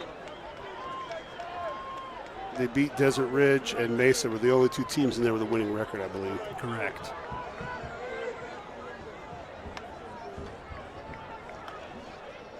So the penalty brings them back to the 12-yard line to start the drive, and Jermaine, a little bit of confusion on the handoff with Jean-Pierre. Good Lord. And pop goes the weasel that time around. The blade. Whew. We got to watch that again. Yeah, Jamison Wade has his nose in there, as well as Lucas Wilson, who's been in on a lot of plays tonight. So if we go to the replay, you see it looks like a little confusion on the handoff. And Jamison Wade shows up and delivers a shot. Great play, great hit. These linebackers have come to play tonight. Jermaine off his back foot, sets up the screen, and Jean-Pierre able to find some room to work with as Jennings puts the final blow on, but a flag back towards the line of scrimmage. Yeah, I think they might have grabbed onto somebody. It's a lot to ask. So when it doesn't time up right and the lineman gets there quickly, now he's got to hold that block for 2 or 3 seconds. Difficult to do. The hold does go against Mountain View and backs things up even further in their own end.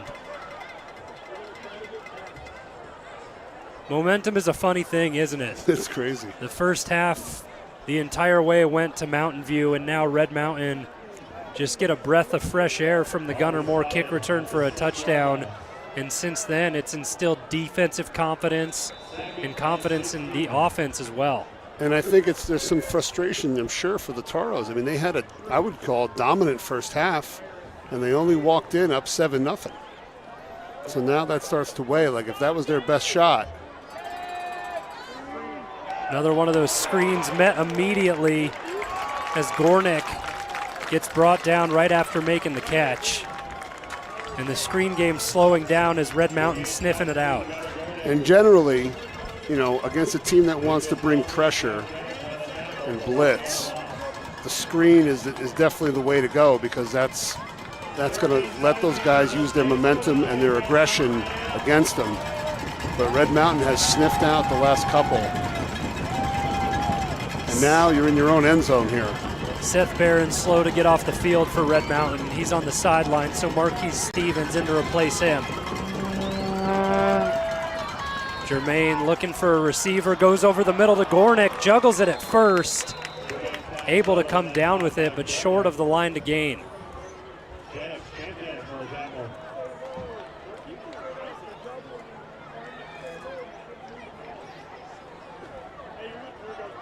Yeah, you can tell that, Jermaine unfortunately had those knee injuries and surgeries.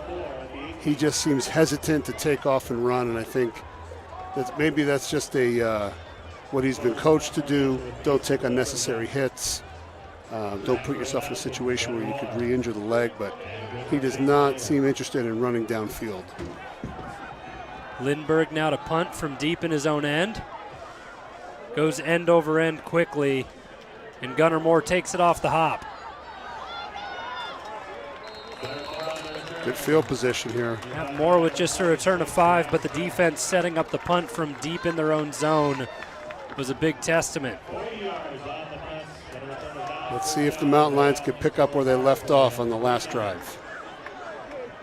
That balanced attack you were talking about from Mountain View at first, it played the role reversal, and Red Mountain had it that time around. You got Savoy going on a couple of carries early in the drive, and then it opened things up towards the red zone. Yeah, those end arounds to Moore and Wagner, big compliment, because now those backside guys have to play it honest. They can't just run in and play the tailback.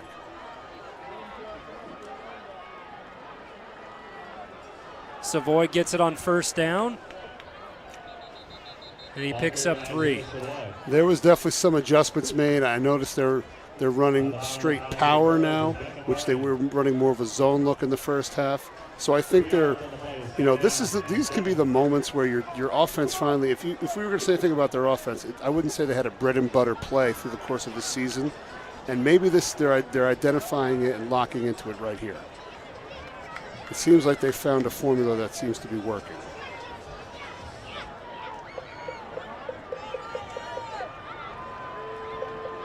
All the personnel on the field now, 8 seconds left on the play clock. Heap from under center goes play action, takes a deep shot down the field. Gunnar Moore couldn't quite get to it. I like the call there. They had the right call on, and it'll be interesting. 3rd and 7 here. Is this 2-down territory? I imagine it might be, but we'll see. The defense has been stellar through the second half up to this point. So it may give you the opportunity to take a shot, but then again, you have a lead in a must-win game.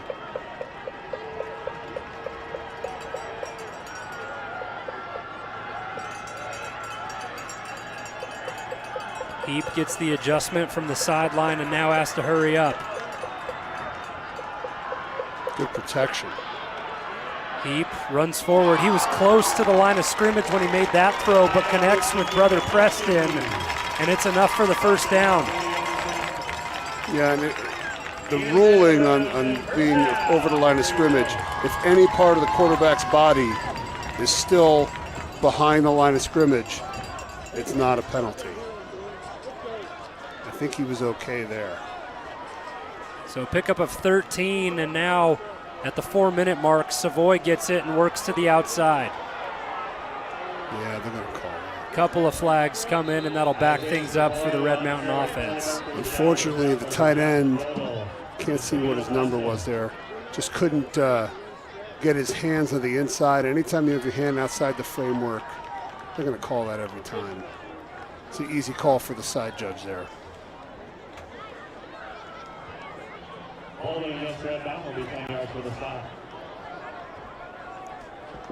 So now you're behind the sticks. Do you just continue to do what you're doing? Do you try to get half back here? Do you try to go for it all? It's interesting how they decide to play it here. What's funny is it's almost like the teams went into the locker room at halftime and changed jerseys and game plans and everything, because now it's Red Mountain controlling the clock deep into the third quarter, and Mountain View have only had one possession in the second half. They go back to the ground, and Savoy tries to run that time behind Hector Martinez and doesn't get too much. And again, we're in November now. Those runs have a cumulative effect on a defense, especially a team that only has 36 players suited up. You keep running at them over the course of the game. It's going to put some wear and tear on those front 7 guys, for sure. Second and long, and the trickery comes back. Heap gets it for the pass and takes a shot towards Preston Heap down the sideline. And it goes out incomplete. So you talk about the play calling tree almost of what you can do from the end around. They've gone with the straight end around, they've given it to the back, and then now you get the double pass. Yes. Unfortunately, the corners did not bite on that one. And it's a fine line for the receiver because he's got to sell a stalk block, but he also has to go get open downfield. So, you give a couple steps, throw your hands up. You really have to be a pretty good actor here. Creativity coming into fruition from Brian McDaniel's offense. Empty set, Heap takes a shot back down the sideline, incomplete. And that'll bring out Mauter in the special teams unit. Yeah. And the way your defense played, and I would definitely try to back them up. Hopefully he gets a good kickoff here and favorable bounce. Ideally, the ball would roll out of bounds about the 5-yard line. We'll see what Mauter has in him from the right hash. Gornick set to return for Mountain View.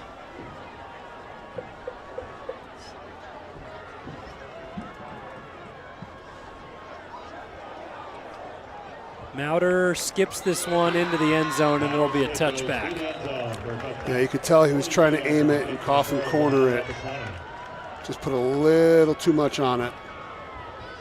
But again, flips the field or pushes them back to the 25. So we'll see or the 20 actually.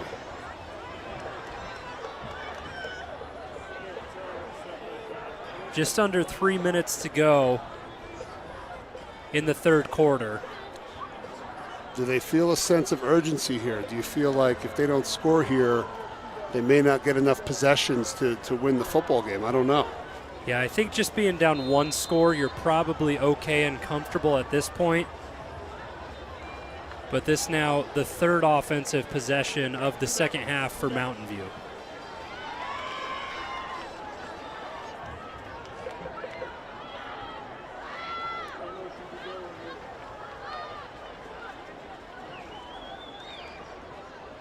Red Mountain showing pressure. And Jermaine takes his time to assess the situation. Jermaine, quick out, finds Poe down on his knees at the 29, and he'll be a yard short of the first down.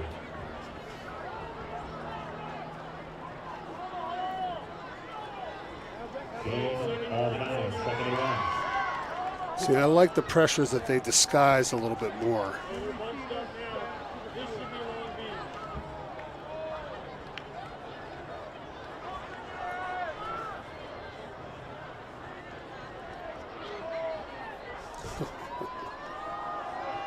Second and one, Mauter gets into the backfield, but enough from Jean-Pierre to pick up the first down as he gets out to the 31. Sorry, let's go to the replay. As an offensive lineman, I just can't help myself. If you see around the end here, you see Jamison Wade come up. This is the previous play.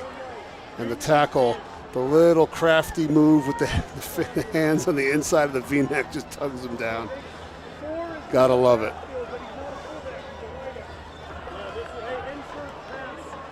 Looking for any kind of edge in those battles.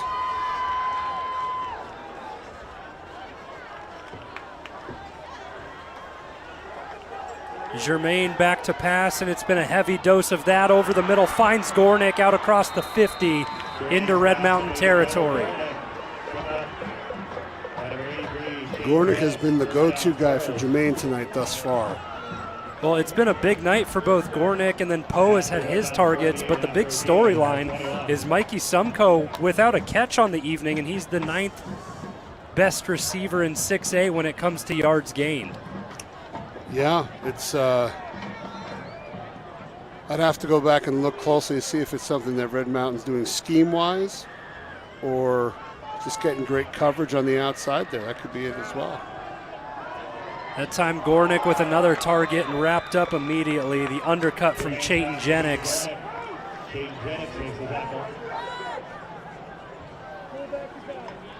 Gain 6, second down and 4 at the 42. Oh,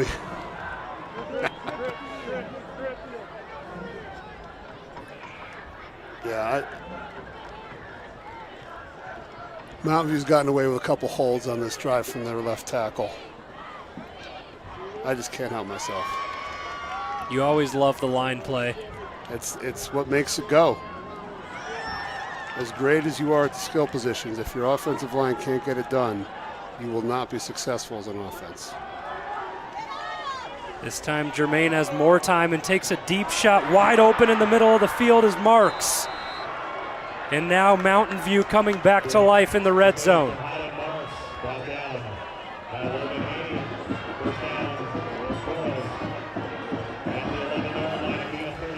And this is about to get interesting here. Time ticking away in the third quarter as the clock continues to run under 20 seconds. Most likely the last play of the quarter here.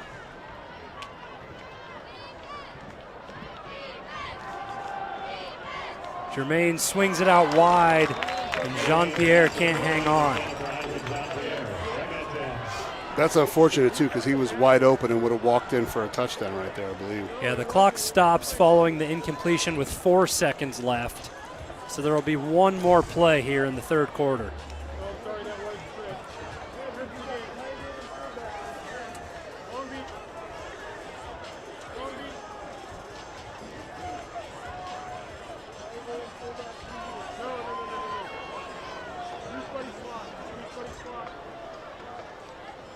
Mountain View still able to pick up a first down if they get inside the 2. Jean-Pierre has the carry, and he has a free run into the end zone. With the last play of the third quarter, Mountain View tie things up pending the extra point. And that's the second of the night for Isaac Jean-Pierre, back-to-back weeks with 2 touchdowns on the ground for him.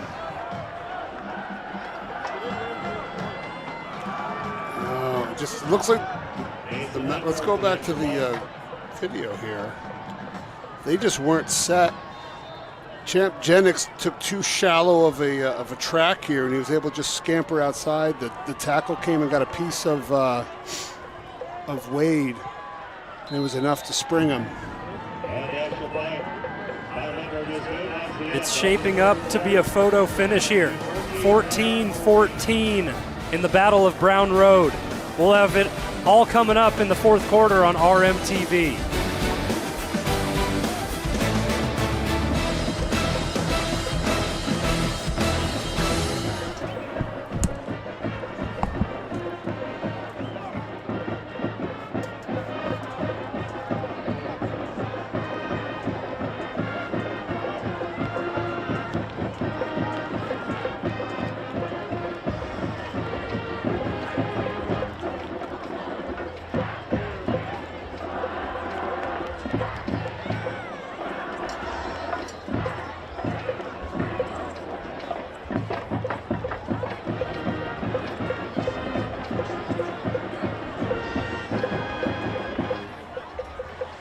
You asked how the response would be from the Mountain View offense. They answer on that drive. They certainly did. They came right down the field through the air mostly, which is, going into the game what I expected them to try to do. And they had success there. Lindgren not giving Gunnermore any chance to take that one back. And the back and forth continues. And you just get the sense that it's going to be, obviously maybe it's the team that makes the big play, but a lot of times in these games it's the team that makes the timely mistake that could cost you here. 2 of the last 3 years in this matchup, it's come down to a 1-score game.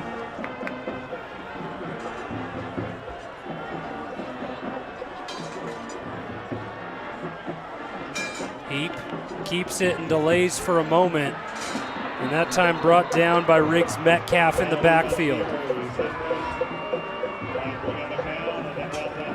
And Heap stays down for a second. That is not good.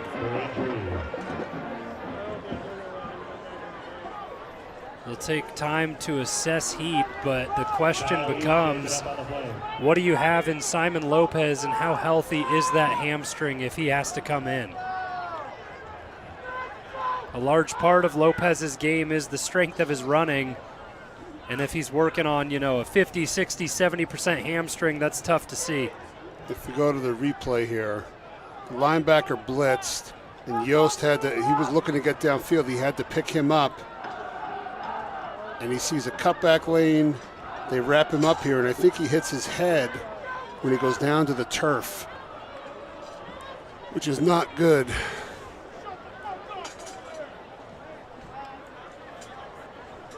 Yeah, those tough looks when it's not always the contact with the player, but the contact with the turf itself, because it doesn't have give. It does not have give.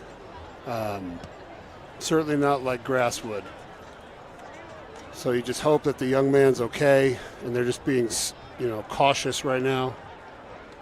And then, the $1 million question, if we're going to see Lopez, how much mobility does he have? Because you would think that if he was good to go, we would have seen him if he was at 100%. So we know he's not 100. And right now he's warming up on the sideline with Lion Jones as they play pitch and catch at the very bottom of your screen. And the training staff and crew of Red Mountain continue to work with Kyle Heap to get him up.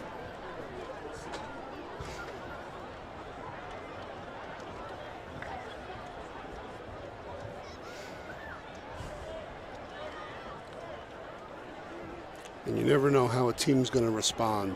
You've seen it in situations where the guy goes down and the next guy comes in, and everybody just kind of picks up their game and rallies around him. And you can also see where the wheels come off, so it could go either way here. And it's just a tough stretch of injuries for Kyle Heap as well through his senior year and beyond, with dealing with the shoulder at the start of the year and in through the offseason, and then fighting through a couple other minor things, and now the situation he's in after going down hard as he continues to get looked at. And they're getting him up, which is good. And he's walking off under his own power. Also good.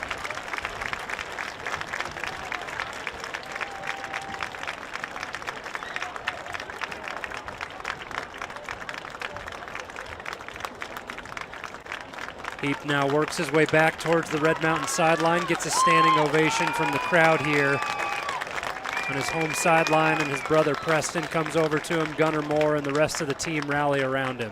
And he's really gutted it out. His shoulder has not been at 100% this entire year. And he stepped up when Lopez went down and played pretty well.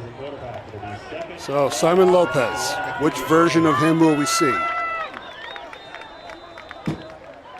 A tall task at hand to come right in, 2nd and 11, but Lopez up for the challenge. Has Savoy with him and Paxton Thorstad in motion. And now Savoy motions out of the backfield, so an empty set for Lopez.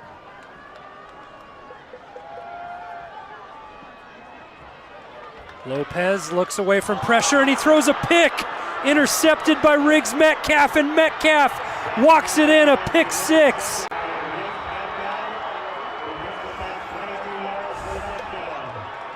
Well, you asked about the response, and you got your answer on the turnover. Unfortunately, I talked about critical mistakes. That was one there, and a great play by Metcalf. He kind of jumped back and picked it off behind him. Well, the good news is he gets to come right out and redeem himself in 2 snaps, so not the end of the world. Just not how you'd like to start your initiation into the Battle of Brown Road. And Metcalf is a sneaky good cover backer. That's his 4th interception of the season, first pick six. So Mountain View retake the lead with the interception return for the touchdown, go up 21-14. And it's just something funny from that situation, because I feel like you and I both know the healthy Simon Lopez takes off there. Oh, for and sure. he runs all the way. Oh, absolutely. And Just think about how difficult it is. You've been standing on the sideline for 3 quarters, and now you're asked to come in and make a play and throw the ball on. You haven't got into the flow of the game. You haven't gotten a feel for how the defense looks or feels or reacts. And you got to come in and make a play, and you're trying to do something to help the team. It gets picked off. Now, you have to, I'm sure coaches tell them on the sideline right now, it's done. You can't do anything about it. Let's put it behind us, and let's go get the next one. So that's all you can do. You can't go back and relive it, redo it. It comes down to the response, and like you mentioned, Lopez will have the opportunity to do so following the kickoff, and plenty of time here, and I believe both teams still have all 3 timeouts. Kick goes out of bounds, so that's good to set things up for the field position. Every little bit helps.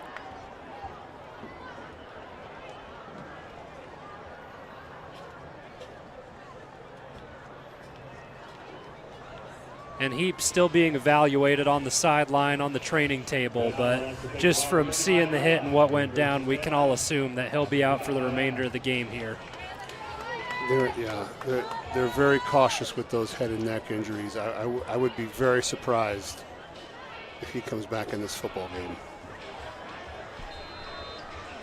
The drive will start at the 35-yard line for Red Mountain. And they go under center this time around, and I think Mountain View would be expecting run as well following the interception from Lopez. Savoy swallowed up and brought down by Brody Anderson after he picks up 2.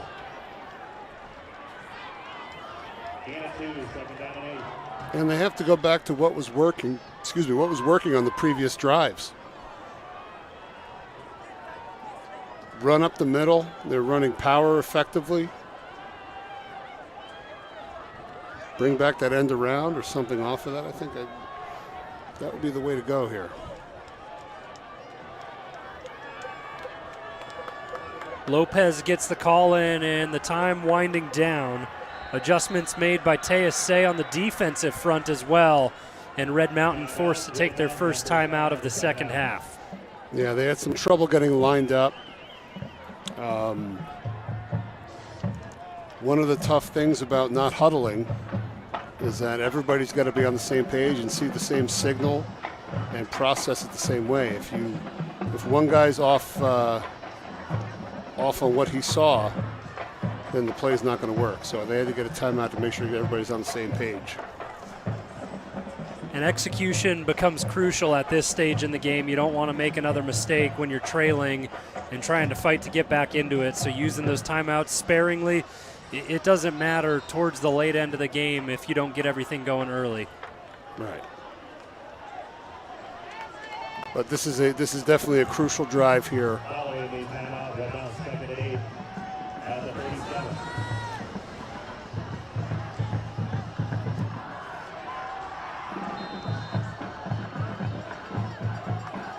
Second down and 8 as TSA gets the line set for Mountain View defensively. They back off the pressure, and Savoy gets it and has room to work with and picks up a first down. Tough running from Savoy as Barney slams him to the turf. It was a nice play. If we could,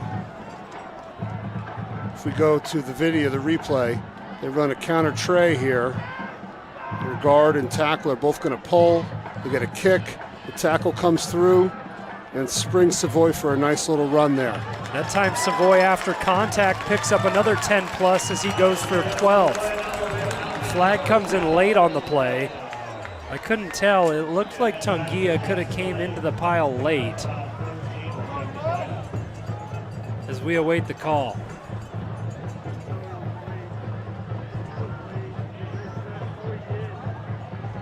They're pointing at Red Mountain. And the line for Red Mountain backing up as well. Personal foul. So something late that went against Red Mountain, and it brings them back all the way to their own 45.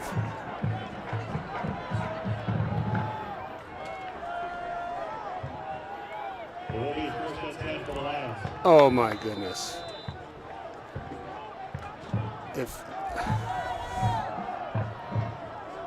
If they called it what I think they called it, no, that's a ridiculous call. Lopez straight back to Savoy, and Savoy picks up the first down out to the 40. And the penalty yardage doesn't matter when you're running like that. Yeah, it looked like the center there was just finishing his block and doing a great job at it. And it looks like they didn't like it and they threw the flag, but Red Mountain came right back to it. And I think they found something that's working.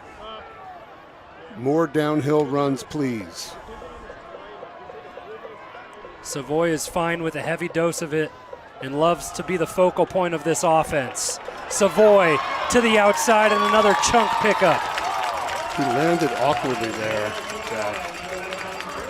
He picks up 18 and is down after the play on the far sideline. He's not getting up. The injury bug just continuing to strike Red Mountain. He gets back to his feet now. Okay, maybe he was just doing the old Jim Brown, lay there and rest as long as you can. Talon Lamb will check in now as Savoy jogs back to the sideline. And that would just be a crucial piece to lose. Go ahead, Zach. The running back by committee was efficient for them at the front of the season, but Yeah. you just have a superstar in Savoy. He's run really well tonight. I would say his best game thus far. Talon Lamb now in and gets the give. Waits a second and gets brought down inside the 20. That time by Tease.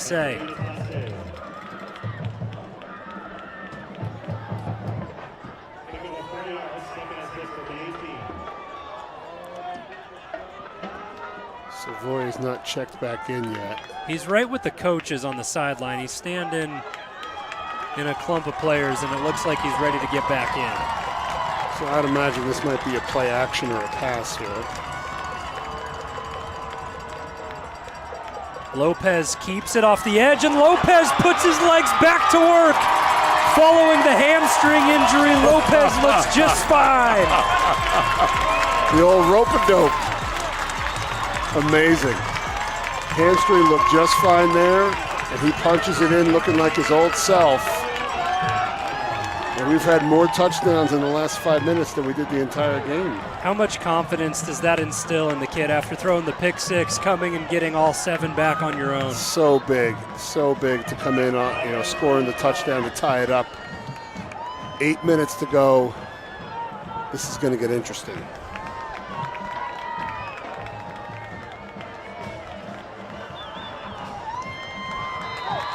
Evans puts it through, and we're all knotted up at 21 apiece. So after the first half was just 7-0, a combined 42 down the final stretch. 8:18 to go in this one, the Battle of Brown Road on RMTV.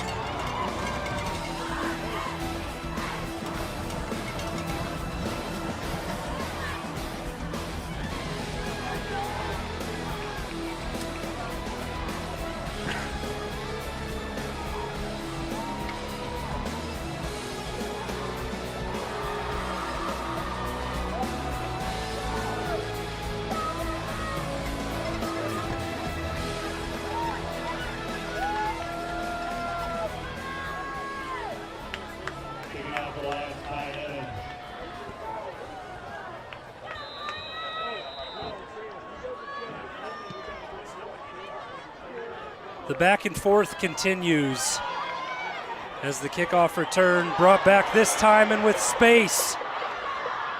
Marks with a nice return and no flags on the field. A big pickup that time around, and the special teams units have been effective tonight on both sides of the ball. They have, other than the missed field goal from Mountain View there, they've been pretty good. So now I would imagine we'll see more air attack from the Toros.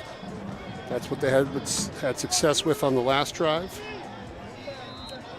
What will Red Mountain do to try to take it away?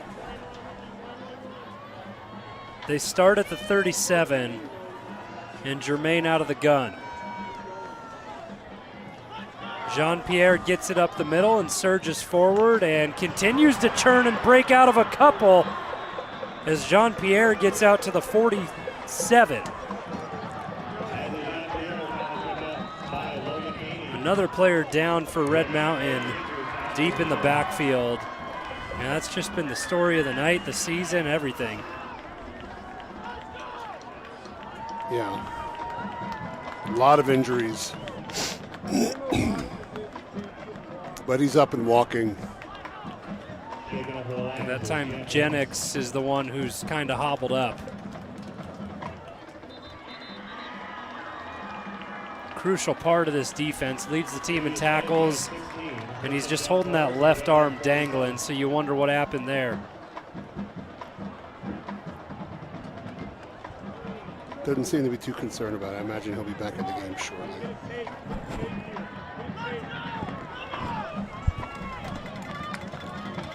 A quick response from Mountain View off the kick return, and then the big run from Jean-Pierre.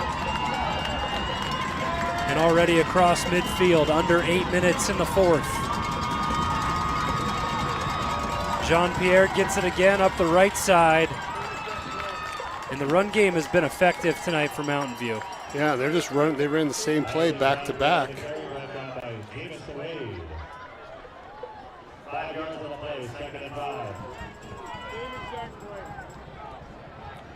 Yeah, it's just a little inside zone play. And the end is losing contain there, so he's able to get downfield. Oftentimes that successful run game translates into the pass. 2nd down and 5. This time Jermaine back to pass. Far sideline, Poe can't come up with it.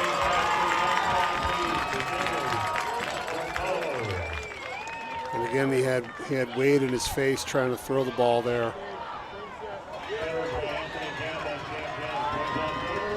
So now, 3rd down.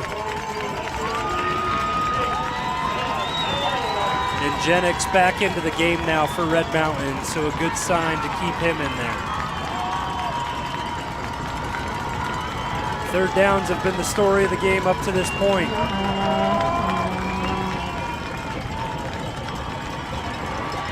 Jermaine facing pressure, looks to go with his legs, and he stopped short. A yard shy of the line to gain. And now a very interesting situation here. It looks like they're going to go. So Jennings comes to the sideline favoring the left arm, and he's the one to make the stop and keep Mountain View a yard shy.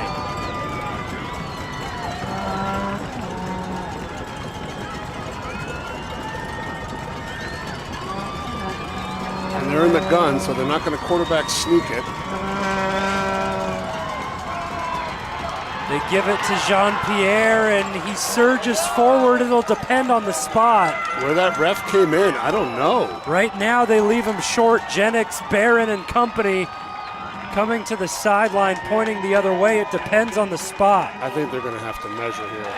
They give it to Red Mountain. Goodness. A defensive stand with 6:08 to go in the fourth. And this crowd has erupted. So if you go to the replay here,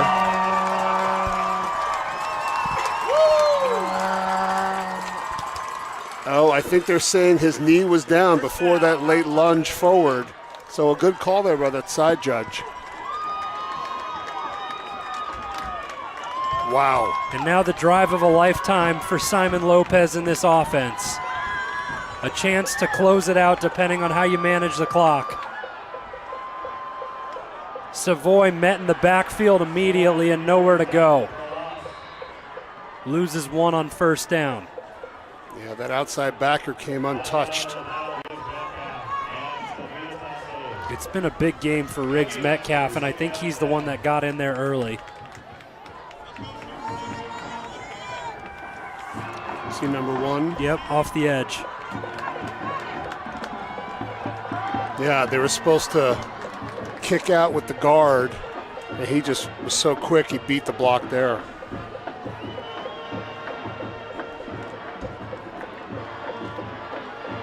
Metcalf showing pressure again from the same spot.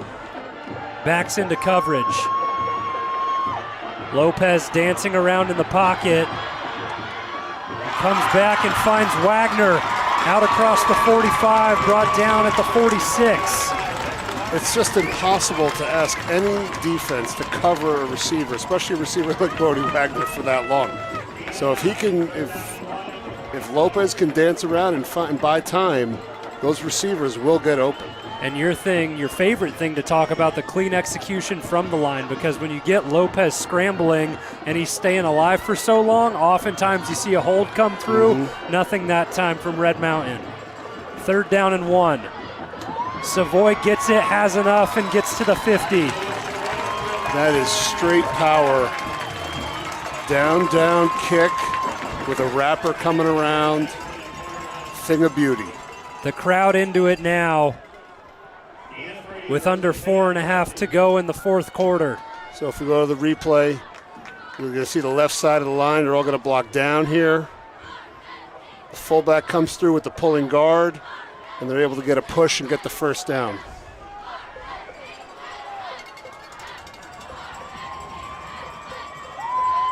Check with me.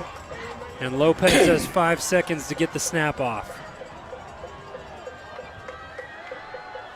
Quick pass to the near sideline, and Gunnar Moore comes down with it. Great job getting the feet in. There's a flag on the play.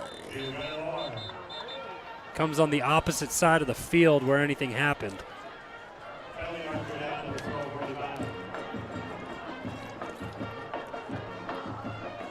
Red Mountain starting to walk it back so you can make your assumptions.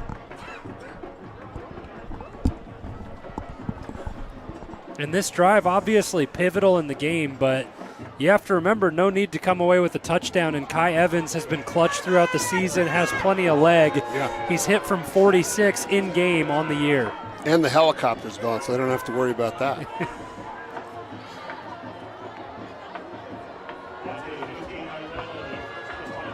So that's tough as it brings Red Mountain back 15.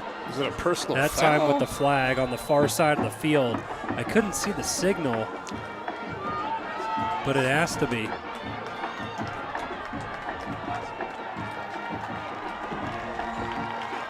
Offensive pass interference? Offensive pass interference, the word we're getting. Is that a 15-yard penalty? It's what's backed him up this far. I see. Savoy gets it and tries to get back positive yardage as he reaches the 40. It was Griffin, the tight end. He came out and blocked. Now, it had no bearing on the throw, but he did block downfield. Tough call to make in this situation. Yeah, under 3.5 minutes now, and 2nd and 19 upcoming for Red Mountain.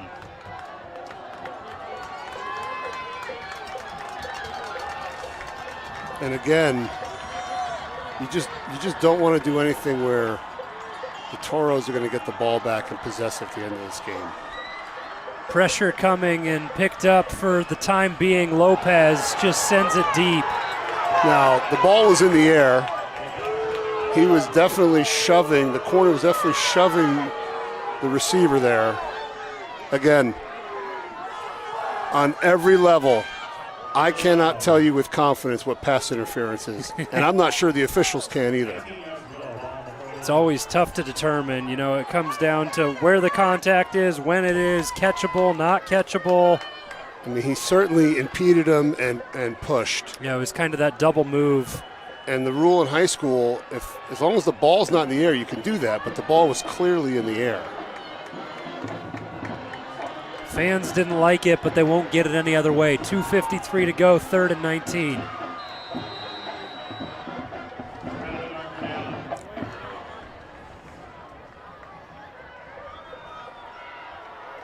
delay a game call backs up Red Mountain even more.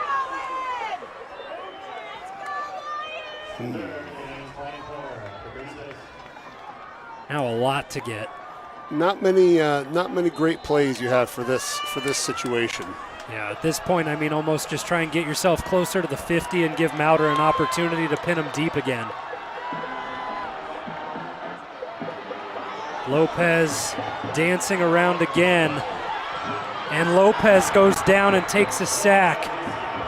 One thing that you might not want to do just occurs, and it'll bring up 4th and forever. And now the game becomes, can Mauder even get the punt to where the first down line is, all the way at the 40?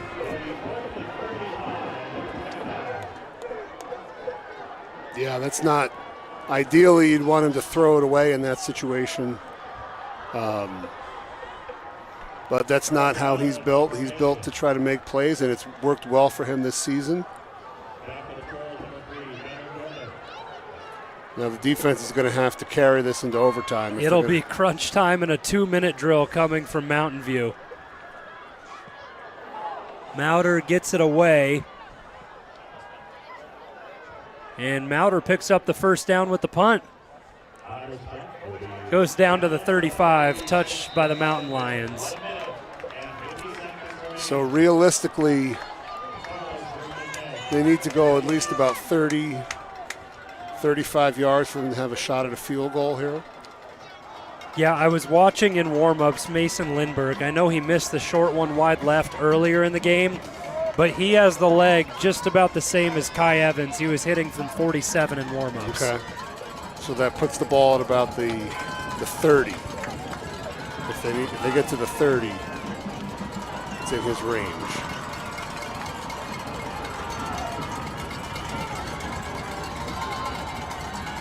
Jermaine looking for it all on the first play, and he goes for Sumko. First catch of the game for Mikey Sumko, and it comes in a monumental spot.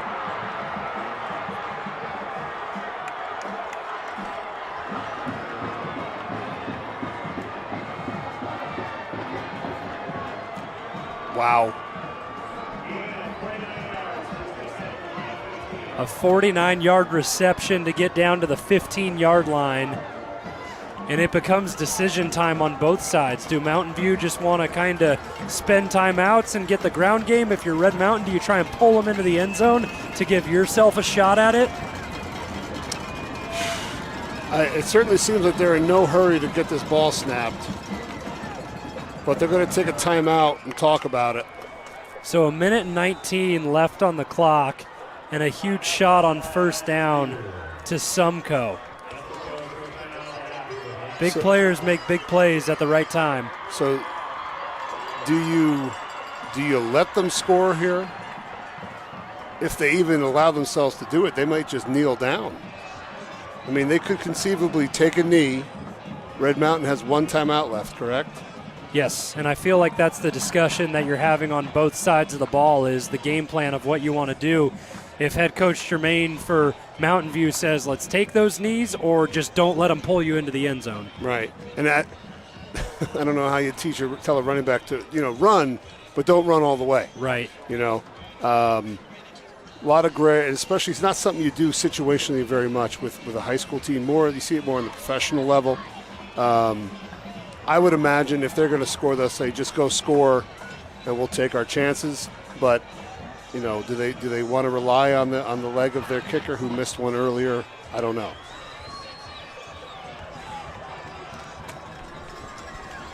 A big swing, and all it took was one play for Mountain View. It's been back and forth the entirety of the night, and a chance for Mountain View to deliver the knockout blow. And this is a situation where somebody on the Red Mountain defense is going to have to make a game-changing turnover play, I think, to salvage this at this point.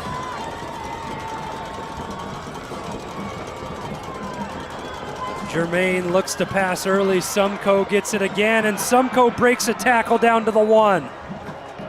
So he's short. They stop the clock here, which is actually to Red Mountain's benefit. I think it was from the first down pickup stopped it, and now the ball's set, so we wind again.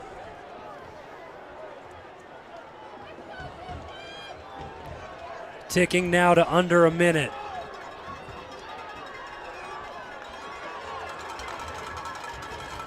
I don't know if they're going to get this playoff.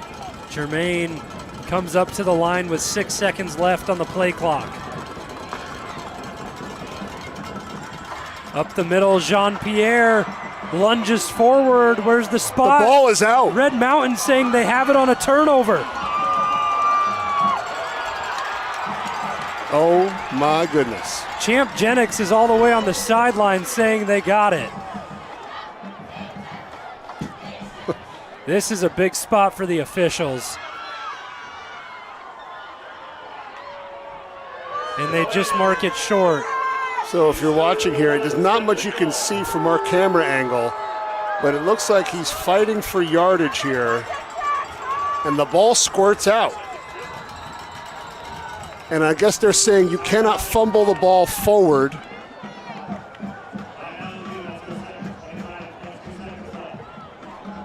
What a turn of events that would have been with 23 seconds left. Let me see if the end zone shows any clearer. Unfortunately, it's on the far end zone. So you can see right here, 17 comes up. There's an initial hit. He's not in the end zone, and he stood up, and right there the ball comes loose. And you could see the Red Mountain player dive on the ground. So it hadn't broken the plane. That's an interesting call there. I don't. The ball came, he was stopped at the 1, and the ball came out. I can't tell when the whistle is. I don't know.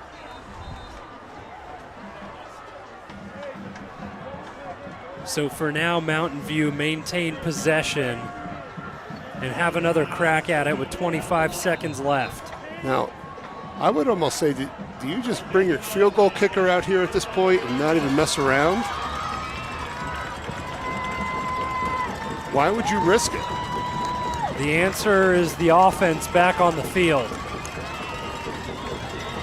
You have enough time that if there's a bad snap or something like that, you can, regroup. 2 players getting off late now for Mountain View, and I'm not sure if it just comes down to a confidence thing of seeing Lindbergh miss one already and just thinking your ground game is easier to get the points. The sneak this time, Jermaine stood up. Now they definitely pushed him in, which we've seen called. We've seen called earlier in the year. They certainly aided the runner and pushed him from the back. We had that called, and I don't remember what game it was. Zach, do you recall? I don't, but Kyle Enders isn't happy about it. And another injured player down for Red Mountain. But they give the touchdown and they don't signal anything. But McCown definitely came into the play and pushed Jermaine forward. Yeah, it was the high school tush push. Which is not legal. So if you see here, you see 24 come in and push him into the end zone. That's as clear as aiding a runner as I've seen.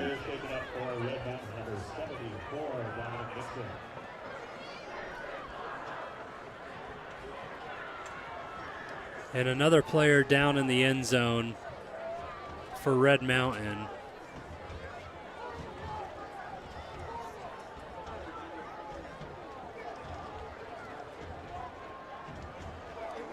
It looks like they're going to get together and talk about it.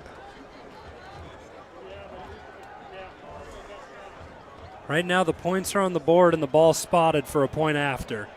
I mean, I'd run down and hand him an iPad. Have him take a look. Call New York.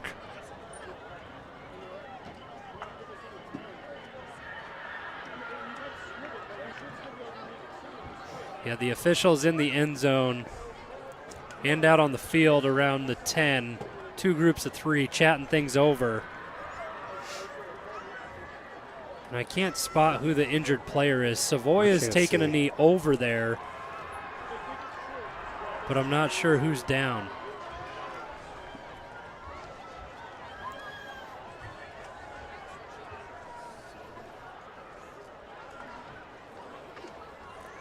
And you just hate to see these games come down to this kind of a situation where you had a ball fumbled into the end zone. And Nixon was the injured player, favor in the leg. You had a questionable tush-push, so 2 consecutive plays where it comes down to judgment calls. That's tough. And it just comes down to being the 4th one-score game that Red Mountain have been on the losing end of this year. Yeah. Pending the 21 seconds of magic. Trying to get in, block the extra point this time around, early jump. Yeah, and it cost them half the distance, so, I'd be shocked if they decide to go for 2 here. But what can you do? Do you have a razzle-dazzle return? I don't know if they're going to give you something returnable. They're probably going to pooch it or line drive it. Or give anything we can, where Lindbergh has put it out of the end zone twice already tonight as well. Yeah, it would seem like they're just going to kick it and make them go 75. It seems like it'd be the wise thing to do, having Gunnar Moore already return one for 99 on the night. Yeah, I would imagine.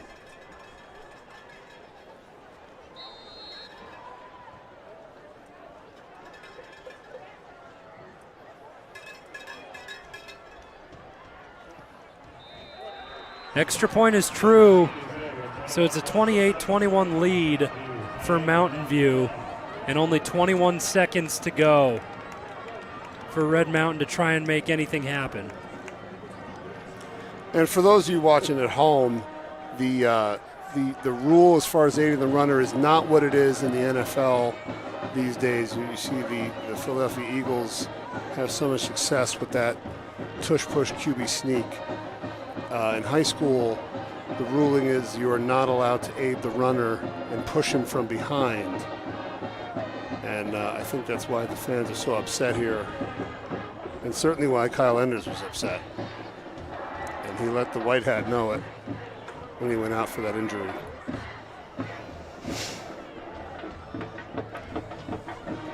So is there a miracle in this team? The balance of the game lies in a couple of plays if Red Mountain will be able to force overtime with just 21 seconds to go. Stranger things have happened. Lindbergh sends his entire leg into this one, and it's a touchback. And no time comes off the clock here. So they have a timeout. A lot of different ways you can attack it. You can try to get some quick sideline throws. I'm sure they're going to be in some sort of prevent look. Work the sideline.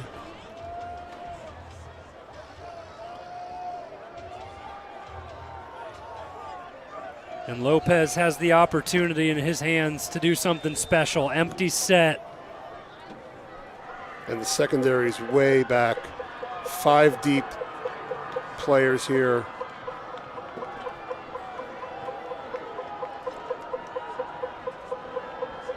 They're an empty.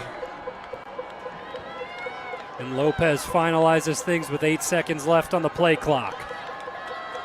Low snap, Lopez bobbles it and checks it underneath to Wagner, who gets out to the 30, and they got to go quick. And the first down will stop. The clock will stop to move the chains.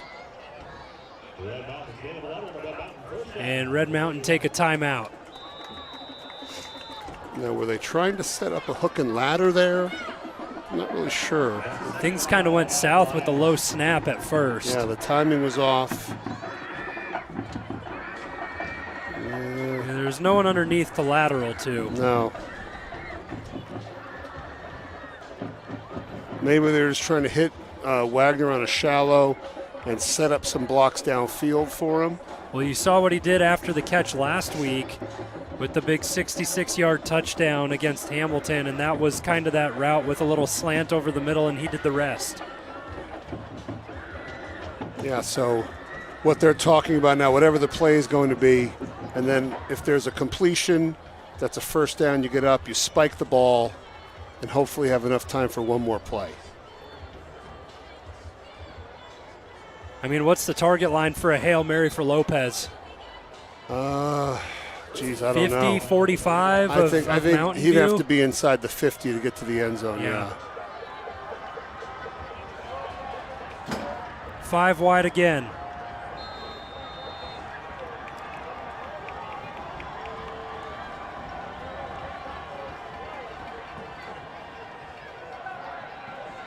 Lopez has to escape pressure and just narrowly avoids a sack. Oh boy. Throws it out of bounds and took a big shot. 5.5 seconds left on the clock. And that's tough because the ball doesn't advance. No.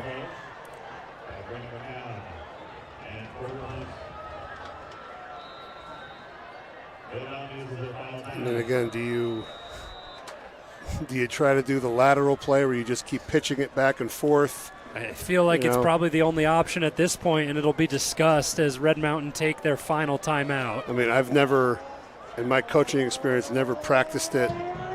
It's just kind of, if you're in that situation, you'd rather run a play that's scripted. I don't know. Nothing short of a miracle here, folks. We'll get this done.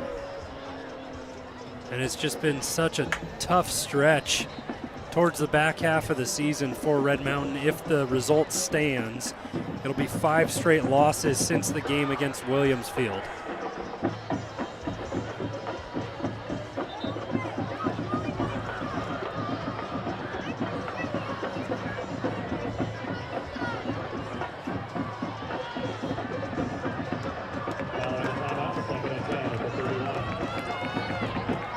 So we'll see what they have dialed up here.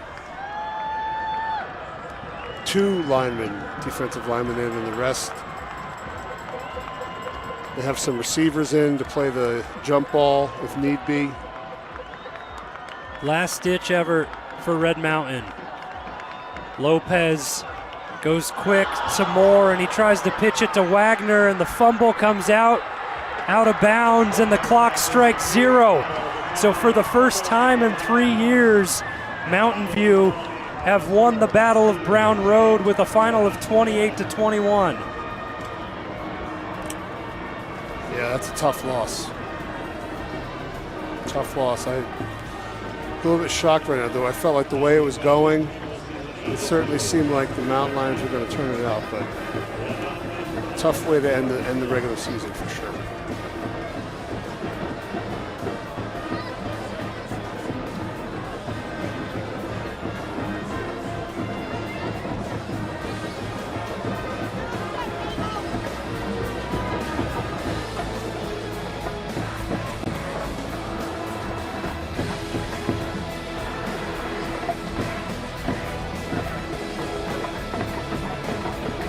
Yeah, we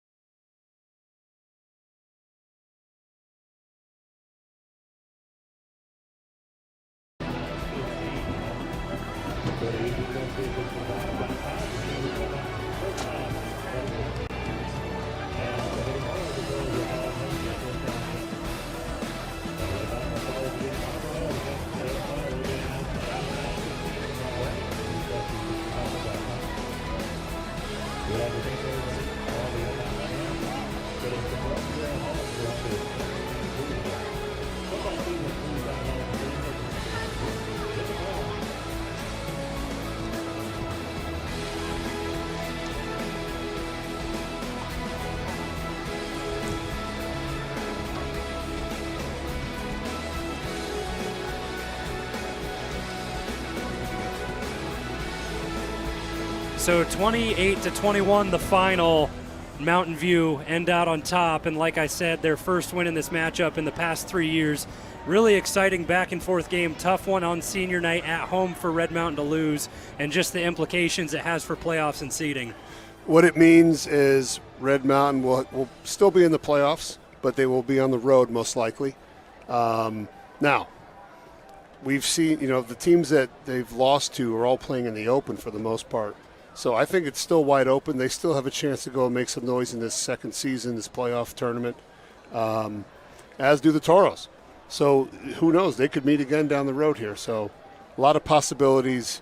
Obviously you don't want to go in on a 5-game losing streak, but stranger things have happened. So yeah, we'll and they closed the season 8-2, due Mountain View, and it's just been incredible what they've been able to do, like we mentioned, with the 36-man roster to be able to win some of these tough matchups. And they kind of went through 6A East Valley, beating Queen Creek, Mesa, and then they had a battle against Desert Ridge, and then tonight against Red Mountain. So a good season for them, but it comes down to being healthy for Red Mountain, getting everyone back. We saw Heap go down tonight as well as Nixon, so just really translates to what you get in the postseason with them. Yeah, and then, the depth you talk about, now you have to use it. So we'll see what they can put together and what kind of matchup they get. I think it's all about the matchup they get here in the first round. Could determine how far they can advance. We'll see, and we'll have to wait for the coming week to get those standings and seedings. But a 28-21 victory in the Battle of Brown Road for Mountain View, and that closes out the regular season. But we'll have plenty more postseason. Thanks, everyone, for being here on RMTV.